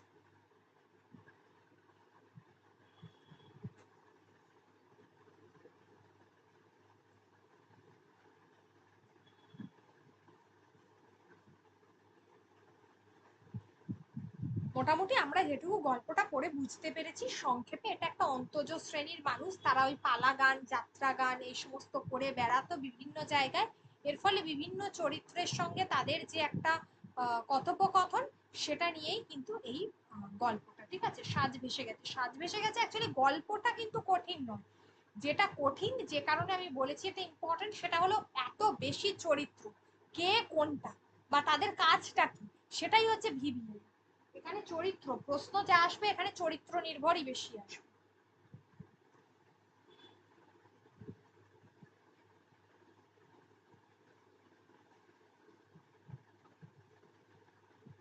একটা জিনিস সত্যিপক্ষে মানে সেটা পসিবল করানো, আমি যতটা সম্ভব ধরে ধরে করার তো চেষ্টা করছি, কিন্তু কথা হলো যে যেটা পসিবল হয় না এত কম সময়ের মধ্যে, যেটা হচ্ছে একদম লাইন তুলে যে ভেতরের দেওয়া সেই জায়গাটা। আমি যতটা সম্ভব কে কাকে কোনটা সেটা লিখে দিয়েছি নোটের মধ্যে, বা চরিত্রগুলো করে দিয়েছি, আর কিছু মক টেস্টও নেব, সেগুলো তো ঠিক আছে। কিন্তু লাইনটা একবার তো রিডিং তোমাদেরকে পড়তেই হবে, এটা তো কিছু করার নেই। কারণ এইভাবে এত গদ্য পদ্য রিডিং পড়াতে গেলে তো আর কোনো কিছু করাই না। তার জন্য অ্যাটলিস্ট আরো 2 মাসের প্রয়োজন ছিল। আর 2 মাস থাকলে, 6টা মাস থাকলে জাস্ট এটা পড়াটা খুব ভালো। তোমাদের ক্ষেত্রেও বটে, আমার ক্ষেত্রেও বটে।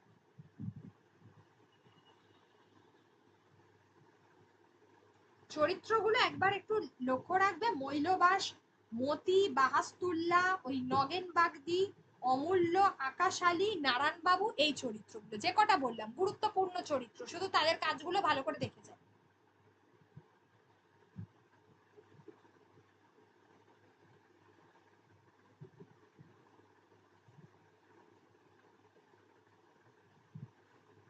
বেশি টাইম দিলে তো ওদের চাপ হয়ে যাবে না, ওই জন্যই দেয়নি। কাদের চাপ? সরকারের। ঠিক বলে।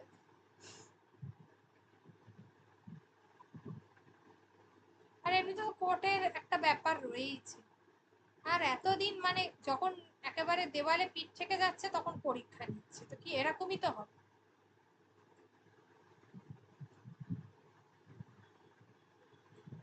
অ্যাডমিটও কত আগে দিয়ে দিয়েছে বলুন। হ্যাঁ, বদমাইশি তো এটা। প্রশ্ন দেখো, আমার যেটা সিক্স সেন্স বলছে প্রশ্ন কঠিন একবারেই হবে না, একদম জলের মতো প্রশ্ন হবে। জলের মতো প্রশ্ন করবে, করে হিউজ কাট অফ যাবে, আর তার সঙ্গে এমনিতেই তো তোমার কি বলে নেগেটিভ মার্কিং নেই।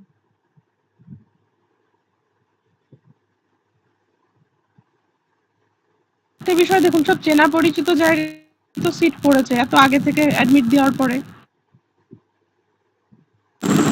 হ্যাঁ ম্যাম, আমাদের তো এদিকে মানে যত মানে সব মানে কাছাকাছি, মানে বাড়ির কাছে স্কুল, নাহলে বাড়ির কাছে কলেজ, প্রত্যেকটা সেন্টার তাই পড়েছে। মানে যে যাদেরকে চিনি জানি জিজ্ঞেস করছি, সবার এক ব্যাপার। সব হল কালেকশন হয়ে যাবে প্রশ্ন, তার উপর কি লেখা নয়, এমসিকিউ, অবধারিত হল কালেকশন। ম্যাম এটাই দেখাতে চাইছে যে ওএমআর এ সবাই নাম্বার ফুল পেয়েছে। দেখা যায় কোরাম করতে তো পারবে না, ওইসব করলে খুব মুশকিল হয়ে যাবে, আবার কেস হবে।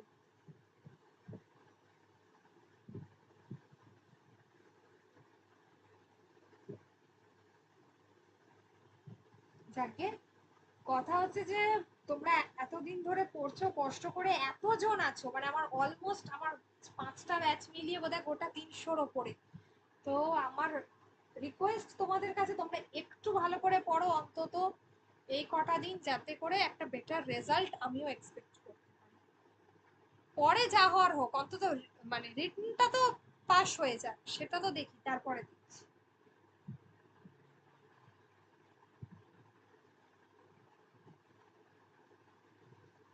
আর বিসিএস এর প্রবাবলি সেপ্টেম্বর মাসে নোটিফিকেশন বেরোচ্ছে ডাব্লিউবিসিএস এর, এবং তারপরেই পিএসসি স্কুলটা বেরোবে। আই মিন অক্টোবর বা নভেম্বরের ফার্স্ট উইকে বেরোবে, পুজোর পরে। কি বললেন ম্যাম, কিসের নোটিফিকেশন বেরোচ্ছে? পিএসসি স্কুলের ম্যাম পিএসসি তো পরীক্ষা কবের দিকে হতে পারে? পরীক্ষা পিছিয়ে যাবে। বিসিএস টা কবে হবে সেটার উপর ডিপেন্ড করে পিএসসি টা বলতে পারবে, বিসিএস এর পরে হবে। তার মানে ম্যাম পিএসসি পড়ার জন্য টাইম পাওয়া যাবে, এটা যেমন টাইম পাওয়া যাচ্ছে না। পিএসসি টাইম পাওয়া যাবে, পিএসসি ধরে নাও না ফেব্রুয়ারি মার্চের আগে নিতে পারবে না।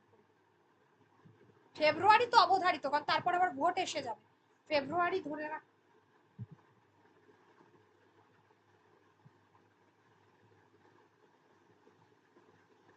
ফেব্রুয়ারিতে পরীক্ষা না হলে আরো পিছিয়ে যাবে, গিয়ে জুন জুলাই হয়ে যাবে, মানে 2026-এর জুন জুলাই।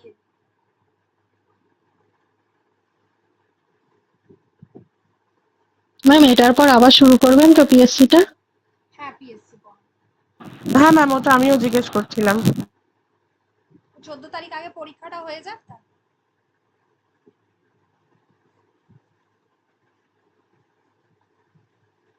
পিএসসির প্রশ্ন কত সুন্দর, মানে একটা এসএসসির প্রশ্নও তো সুন্দর, এসএসসির প্রশ্ন নো ডাউট, আমার তো মানে মাদ্রাসা থেকে এসএসসির প্রশ্ন অনেক ভালো হয়, কিন্তু এই ধরনের অসভ্যতা করলে তো মুশকিল হয়ে যাবে। সেটা কি হবে সেটা তো বুঝতে পারবো 7 তারিখ। আমি এইটুকু এক্সপেক্ট করেছিলাম প্রশ্ন সহজ হোক যাই হোক, কিন্তু মডারেট হোক যাই হোক, যেমনই হোক নেগেটিভ মার্কিং রাখাটা উচিত ছিল অবধারিত।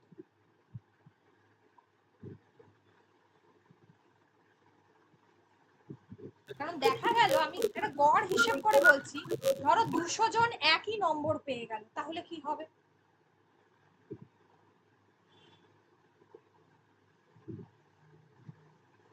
ম্যাম তারপরে তো আবার যারা মানে আগে স্কুলে করতো তাদের নাম্বার যোগ হওয়ার পরে তো ইন্টারভিউতে ডাকবে, তার মানে ফ্রেশার্সদের তো এমনিও চান্স কম। না, ফ্রেশার্সদের তো এমনিতে চান্স কম বলতে ওরা তো সবাই বসেনি, সেক্ষেত্রে ফ্রেশার্সরাই আগে তোমার কি বলে বসবে, এটাও একটা বিষয়। আর টোটাল তো সিট তো 25,000 26,000 নয়, সিট তো টোটাল 42,000 আছে অলমোস্ট, তাই না? সেই জায়গাগুলো তো ফ্রেশাররাই যাবে। তাছাড়া ম্যাম ওরা দেখুন, ওরা তো এতকাল টেক্সট পড়াতো, টেক্সটগুলো তো ওদের মোটামুটি একদম নখদর্পণে, যেটা তো আমাদের নেই, আবার করতে হচ্ছে। কোথায় ওরা টেক্সট পড়ায়? ওরা তো সিলেক্টেড কিছু পড়ায়, ওরা কি সবগুলো পড়ে নাকি? তাই না ম্যাম, সবগুলো তো নয়, আমরা তো পড়াচ্ছি। হ্যাঁ, ওরা তো সিলেক্টেড পড়ে, আর সিলেক্টেড পড়ায়ও না সবাই সবগুলো, দুটো দুটো করে ভাগ করে নেয়। ধরেই নিলাম যদি টিচার থাকে স্কুলে, হ্যাঁ ম্যাম, ও কিছুজন গদ্য পড়ায় একজন, আবার একজন পদ্য পড়ায়, হ্যাঁ, দুজন তিনজন করে পড়ায়। প্রফেসর শঙ্কুর সবগুলো নেই, ওদের সিলেক্টেড 3 থেকে 4টে করে এরকম রয়েছে। তারপরে ম্যাম সাহিত্য সম্ভারটা নেই। হ্যাঁ, সোমবার নেই, এত হিউজ পরিমাণে সাহিত্যের ইতিহাস নেই। ম্যাম প্রচুর ফাঁকি মারে, একদমই ভালো পড়ায় না। ভারতীয় সাহিত্য, আন্তর্জাতিক সাহিত্য সেটাও নেই। ওদের কোনো স্কোপ নেই, স্কোপ তোমাদেরই বেশি। ওদের একটাই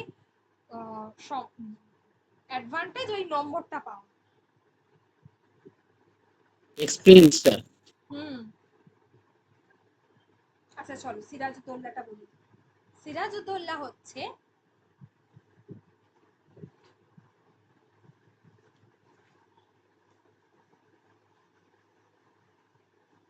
সিরাজউদ্দৌলার চরিত্রগুলো ভালো করে পড়বে। মোট চরিত্র সংখ্যা 12টা রয়েছে সিরাজউদ্দৌলাতে, মোট চরিত্র সংখ্যা 12টা রয়েছে। কেন্দ্রীয় চরিত্র সিরাজউদ্দৌলার রয়েছে, সংলাপ রয়েছে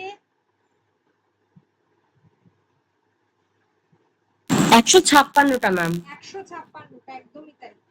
আর চরিত্রগুলোর সিরাজের, লুৎফা, ঘসেটি, মোহনলাল, মির্জাফর, এই নামগুলো কিন্তু খুব গুরুত্বপূর্ণ এবং প্রত্যেকের সম্পর্কে জেনে রাখতে হবে আমাদের। ওয়াটস, মির্জাফর, মোহনলাল যিনি ছিলেন সিরাজের একদম খুব কাছের সেনাপতি, সিরাজউদ্দৌলা, লুৎফা যে কিনা তার প্রেয়সী। আচ্ছা, জগৎ শেঠ সেই সময় ধন কুবের বলা যেতে পারে। ঘসেটি বেগম, ঘসেটি হচ্ছে সিরাজউদ্দৌলার মাসি। এই চরিত্রগুলো ঠিক আছে। সর্বাধিক সংলাপ সিরাজউদ্দৌলার রয়েছে, মোট 70টি সংলাপ রয়েছে সিরাজউদ্দৌলা।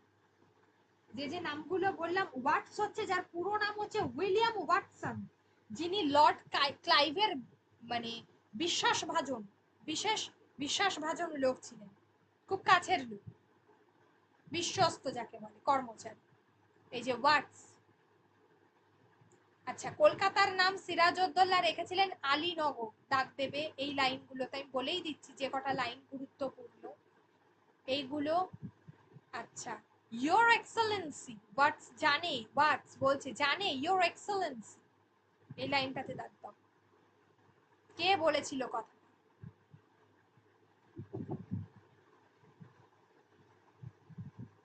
ম্যাম মানে কি জাহাপানা?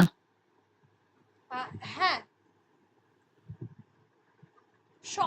মানে মহাশয় মানে ওনাকে ওই আর কি, এটা আপনার দয়া, এই আর কি, ইয়োর এক্সেলেন্সি।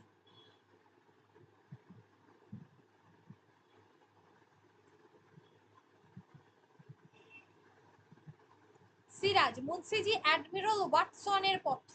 মুন্সিজি একখানি পত্র বের করলেন, পত্রটা কার ছিল? ওয়াটস পড়তে লাগলেন, ওয়াটসের কথা যে বললাম সে পড়তে লাগলেন।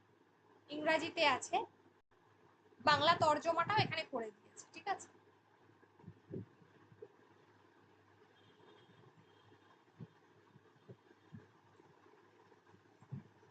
এই যে বাংলায় আমি এমন আগুন জ্বালাইবো যাহা গঙ্গার সমস্ত জল দিয়াও নিভানো যাইবে না, এই লাইনটাতে দাগ দিয়ে।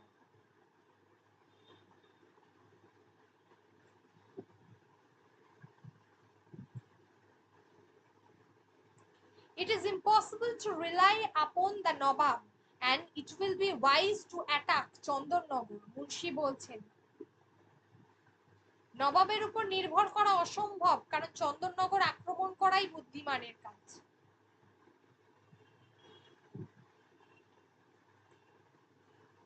ওয়াটসের কথাটা দাগ দাও।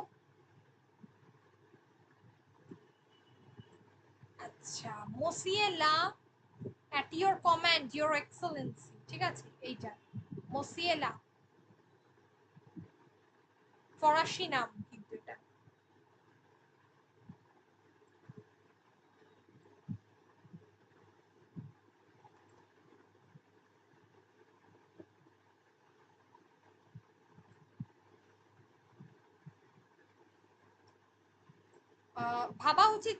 ভাবা যখন উচিত ছিল তখন যে কিছুই ভাবেননি জাহাপনা, এই লাইনটাতে দাগ দাও, এটা জগৎ শেঠ।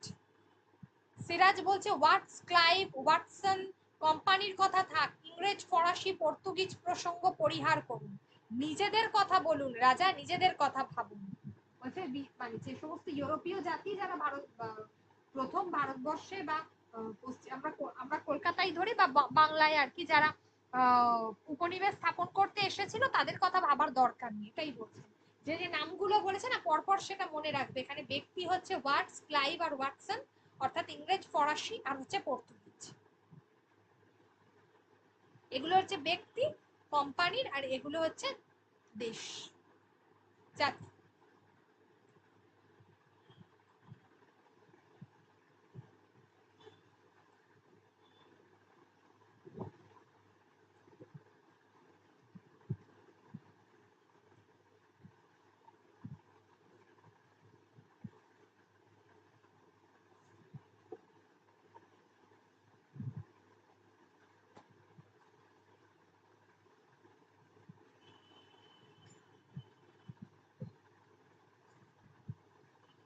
আচ্ছা, মীর মদন, মীর জাফর, এই চরিত্রগুলো একটু দেখবে। মোহনলাল কে ছিলেন, গোলাম হোসেন কে ছিলেন, এগুলো। রাজবল্লভ, সবাই সিরাজের এগেনস্টে ছিল, এই এক্সেপ্ট মোহনলাল আর মীর মদন, এই দুজন ছাড়া। মির্জাফর, জগৎ শেঠ, রাজবল্লভ সব এগেনস্টে।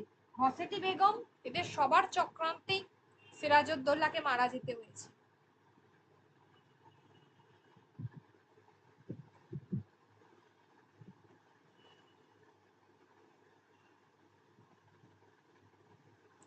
নবাব কি প্রকাশ্য দরবারেই আমার বিচার করতে চান, এই লাইনটাতে দাগ দাও। সিরাজ, জাফর আলী খাঁ, আজ বিচারের দিন নয়, সৌহার্দ্য স্থাপনের দিন। এই জাফর আলী খাঁটাকে মির্জাফর। মির্জাফরের, হ্যাঁ মির্জাফরের নাম, এটা গুরুত্বপূর্ণ।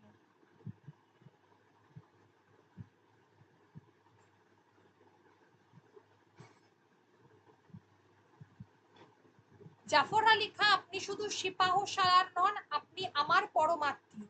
বিপদে আপনজন জেনে বুকে ভরসা নিয়ে যার কাছে দাঁড়ানো যায় সেই না আত্মীয়। এইটা,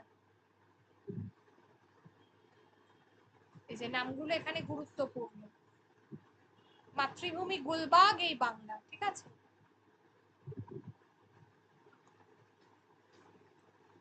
ম্যাম সিপাহ সালার মানে তো সেনাপতি না? এখানেই আমরা দেখছি পলাশির যুদ্ধ হচ্ছে ক্লাইভের নেতৃত্বে, এবং তারপরেই তো সিরাজউদ্দৌলাকে মারা হচ্ছে। সিরাজ, গোলাম হোসেন, গোলাম হোসেন বলছে জাহাপনা। সিরাজ, সিংহাসন কি টলছে? গোলাম হোসেন, না জাহাপনা, ভালো করে দেখ তো, মানে এটাই বলছে। ঠিক এই জায়গায় ওখানে কি দেখছো মূর্খ?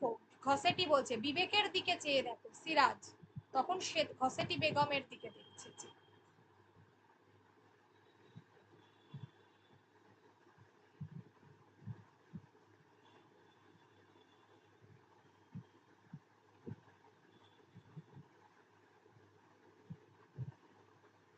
ঘসেটিকে আটকে রেখেছিল, ঘসেটির বন্ধন মোচন হবে আর সিরাজের পতন হবে, এই লাইনটা, এটা ঘসেটি বলেছিল।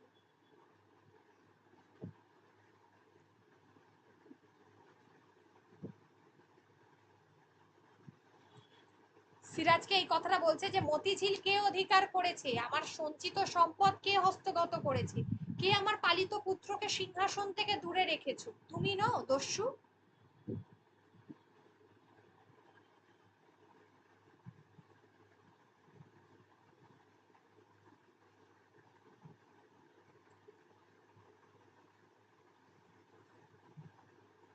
লুৎফা কে ছিল? এই যে বলেই দিয়েছি আগে, প্রেয়সী ছিল।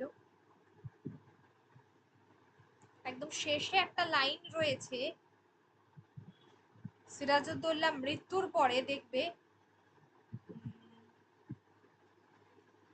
মাত্র 15টি মাস আমি রাজত্ব করছি লুৎফা। তাহলে সিরাজউদ্দৌলা কতদিন রাজত্ব করেছিল? লাইনগুলোতে দাগ দাও। তাতেই তার এগেনস্টে ষড়যন্ত্র। আচ্ছা, এই লাইনে দাগ দাও, পলাশী রাক্ষসী পলাশী। সিরাজ বলছি।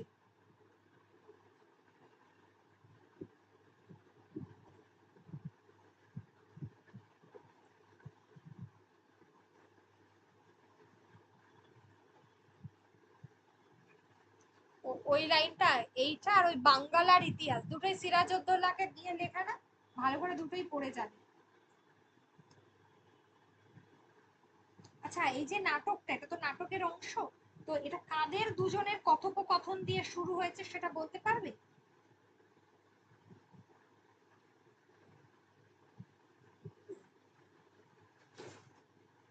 এটা সিরাজউদ্দৌলা মসিয়েলা আর সিরাজ। হটস না? না, সিরাজ আর ওয়াট? ওয়াট, সিরাজ ওয়ার্ড নয়? সিরাজ আর ওয়াট।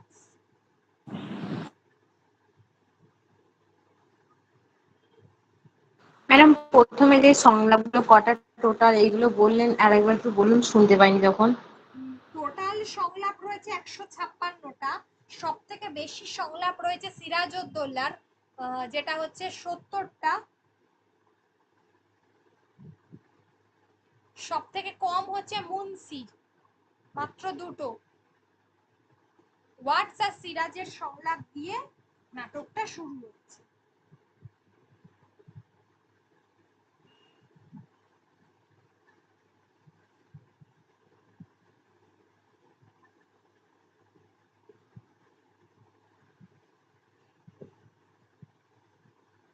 আমাকে কোনো কথা বলেই লাভ নেই, সর্বচিকিৎসার বাইরে আমি। এটা কে বলেছে? সিরাজউদ্দৌলা। বললাম ঠিক আছে। শওকত জং কোন যুদ্ধে মারা গিয়েছিল? ফুরিয়ার যুদ্ধ। ইন্ডিয়ান। মসিয়েলা কে ছিলেন? একজন ফরাসি। ফরাসি। রাজা রাজা। রাজা না, ফরাসি।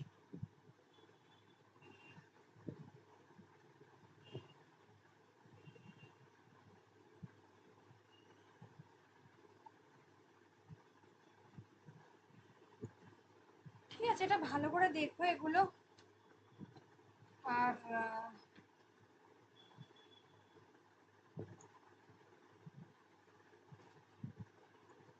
প্রভাবতী সম্ভাষণ বলেছিল, প্রভাবতী সম্ভাষণটা বিদ্যাসাগরের ওই তোমার মানে বন্ধু, তার যে রাজকৃষ্ণ বন্দ্যোপাধ্যায়ের কন্যা মারা গেছে সেটা নিয়ে লেখেন। একদম সহজ, এটা এমন কিছুই বলার নেই। যে ছোট্ট প্রভাবতীকে তার মনে পড়ছে, তার স্মৃতি বজায় রাখার জন্য তিনি যে সাংসারিক জীবনে বীতশ্রদ্ধ বিদ্যাসাগর নিজে, মানে তার নিজের ব্যক্তিগত জীবনে তিনি দুঃখ যখন পেয়েছেন সেটা তার বারবার তখন মনে পড়েছে এই কি বলে প্রভাবতীর কথা। সেটা তার যে সেই শিশু, তার যে খাওয়া দাওয়া, খুনসুটি, কোলে চড়া, এই সমস্ত দৃশ্য।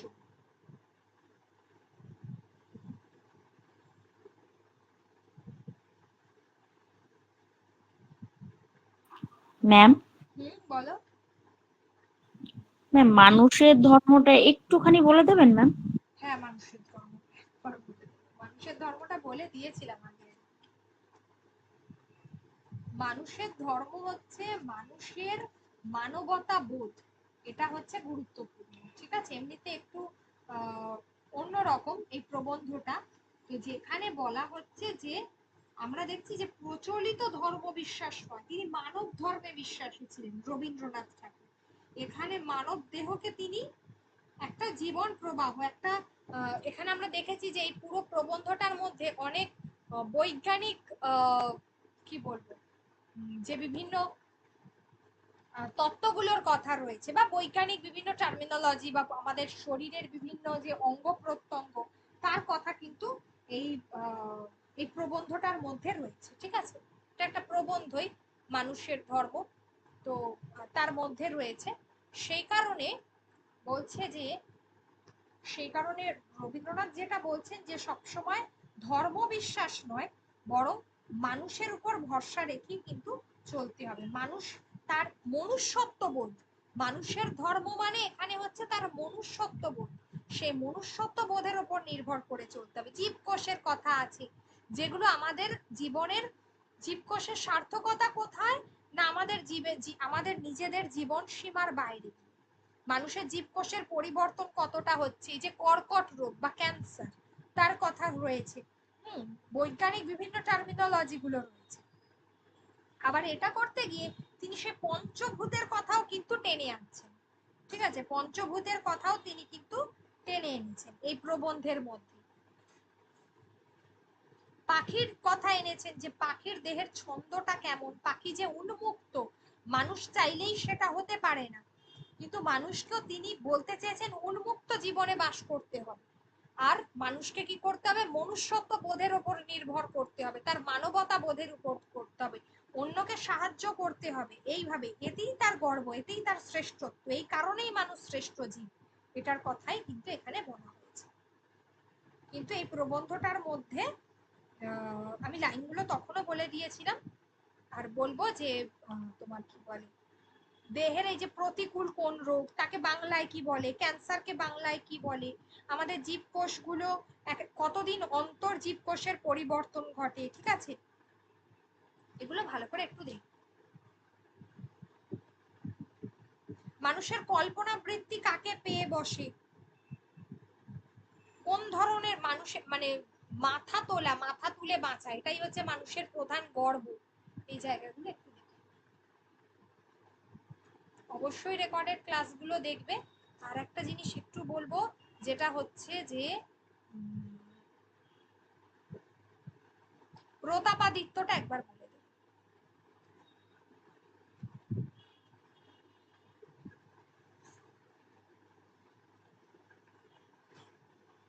ম্যাম 9-এরটা আগে পরীক্ষা নেবেন না 10-এরটা? 10-এরটা আগে নেব, 9-এরটা পরে, কারণ একবার অলরেডি 9-এর গুলো নিয়েছি বা আমি তো দিয়েইছিলাম। 9-এর গুলো সবগুলোই তোমাদের কাছে প্রশ্ন আছে, বরং 10-এরটা নেই, 10-এরটা আগে নেব। হ্যাঁ ম্যাম। আর ওই একটা ফুল মক টেস্টের ওই কোয়েশ্চেন আনসার আমি ভুল দেখে ছিল নেবো, বলতে। খেয়াল আছে, দেখে দিচ্ছি আমি সবগুলো। আমি 25 তারিখের পর ফুলগুলো সবগুলো দিয়ে দেবো আগে আগে।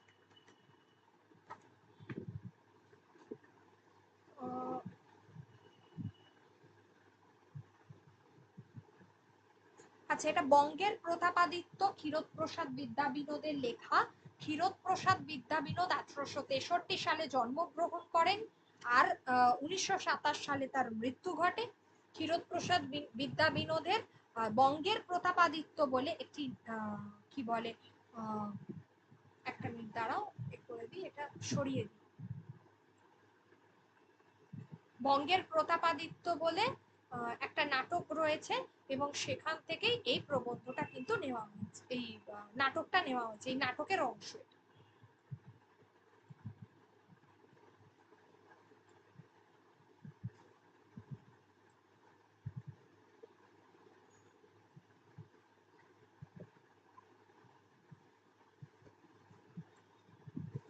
এখানে কি হচ্ছে না, প্রতাপাদিত্য নাটকটা যেখানে আগ্রার বাদশাহ অর্থাৎ এখানে দুটো চরিত্রকে আমরা দেখছি, মোট এখানে চরিত্র সংখ্যা মাত্র 3টে রয়েছে, মাত্র 3টে, একজন আকবর, একজন সেলিম, একজন হচ্ছেন এই এই যে 3টে চরিত্র। আর এখানে আমরা দেখতে পাচ্ছি যে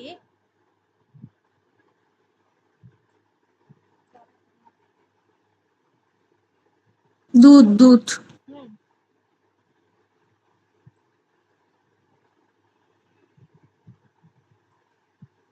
নাটকটা বের করাই নইলে দাগ দিতে পারবো।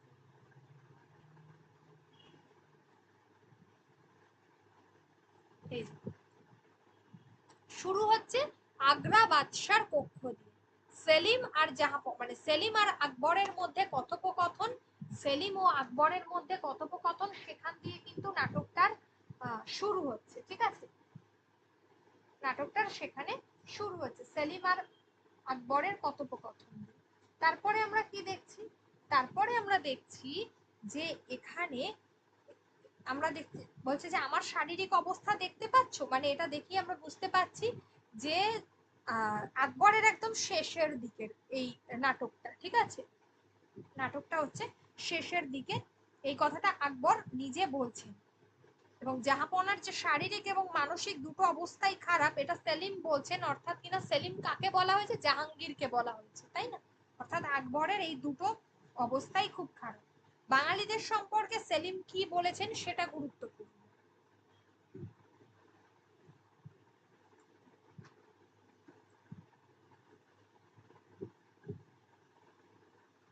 বাঙালিকে দেখেছো?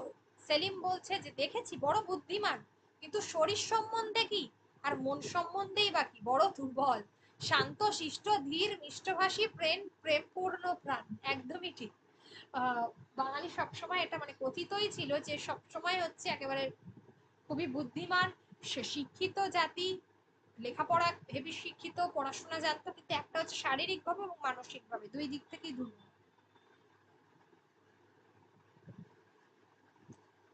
প্রতাপাদিত্য তার আচরণে মুগ্ধ হয়ে আকবর কি করলো? তাকে যশোরের দায়িত্ব দিয়েছিল।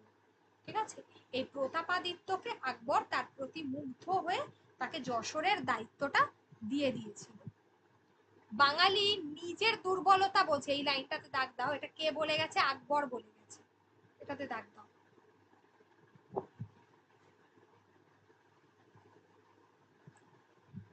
বাংলার বিদ্রোহ অর্থাৎ ভূঁইয়ার বিদ্রোহ নয়, 7 কোটি বাঙালির বিশাল জাতীয় অভ্যুত্থান, তার কথা বলেছে। অর্থাৎ ভূঁইয়ার বিদ্রোহ নয়। কিন্তু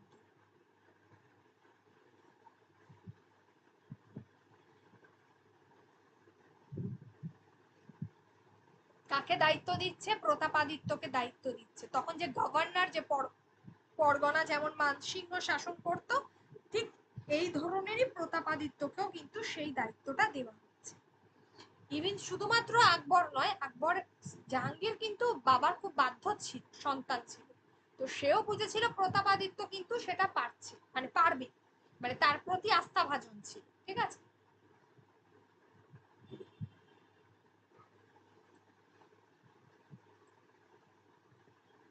এটা খুব গুরুত্বপূর্ণ।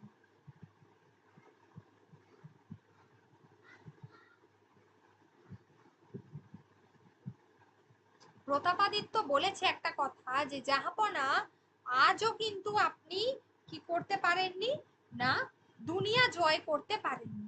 এই কথাটা কিন্তু প্রতাপাদিত্য বলে গেছে যে জাহাপনা, আজও কিন্তু আপনি দুনিয়া জয় করতে পারেননি।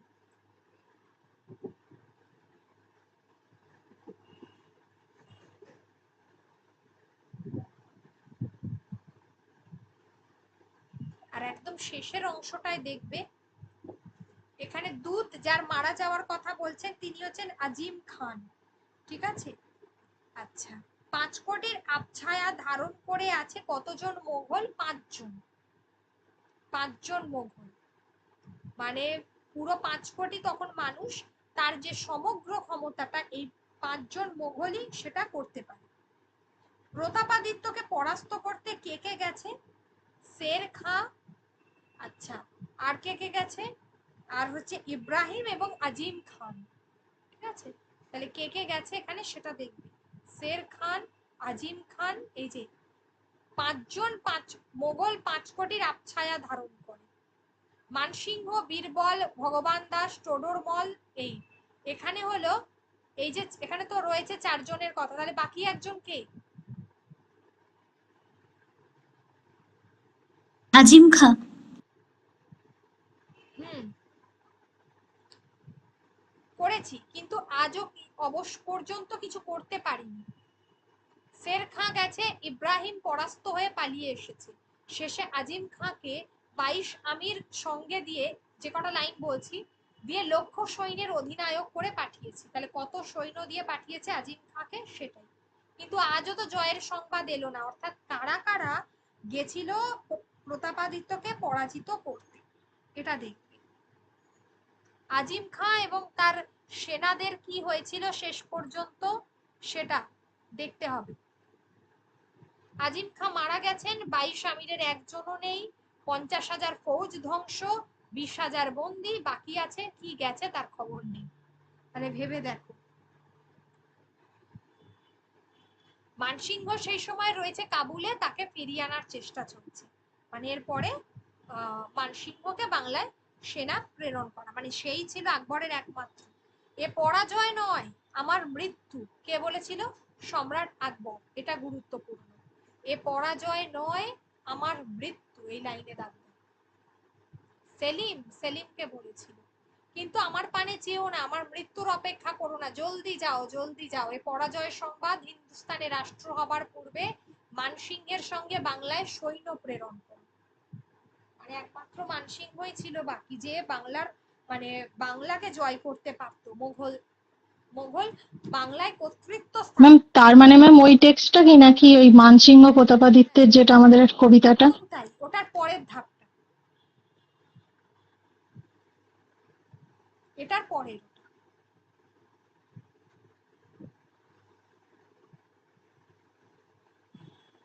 এই কটা যে কটা প্রশ্ন বলেছি এখান থেকে দেখবে, চরিত্রগুলো দেখবে, ব্যাস কটা চরিত্র রয়েছে বাঙালি, যে কটা লাইন বললাম সেই কটা, এখান থেকে তো ওইভাবে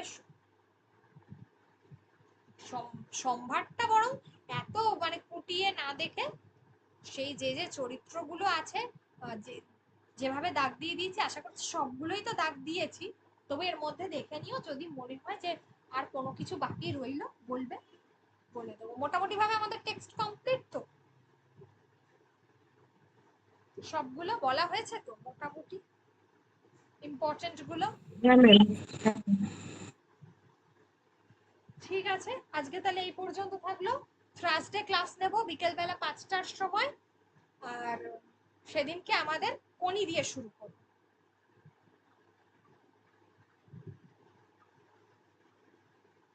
রাখি। Ma'am good night. হ্যাঁ ma'am, good night. Happy night.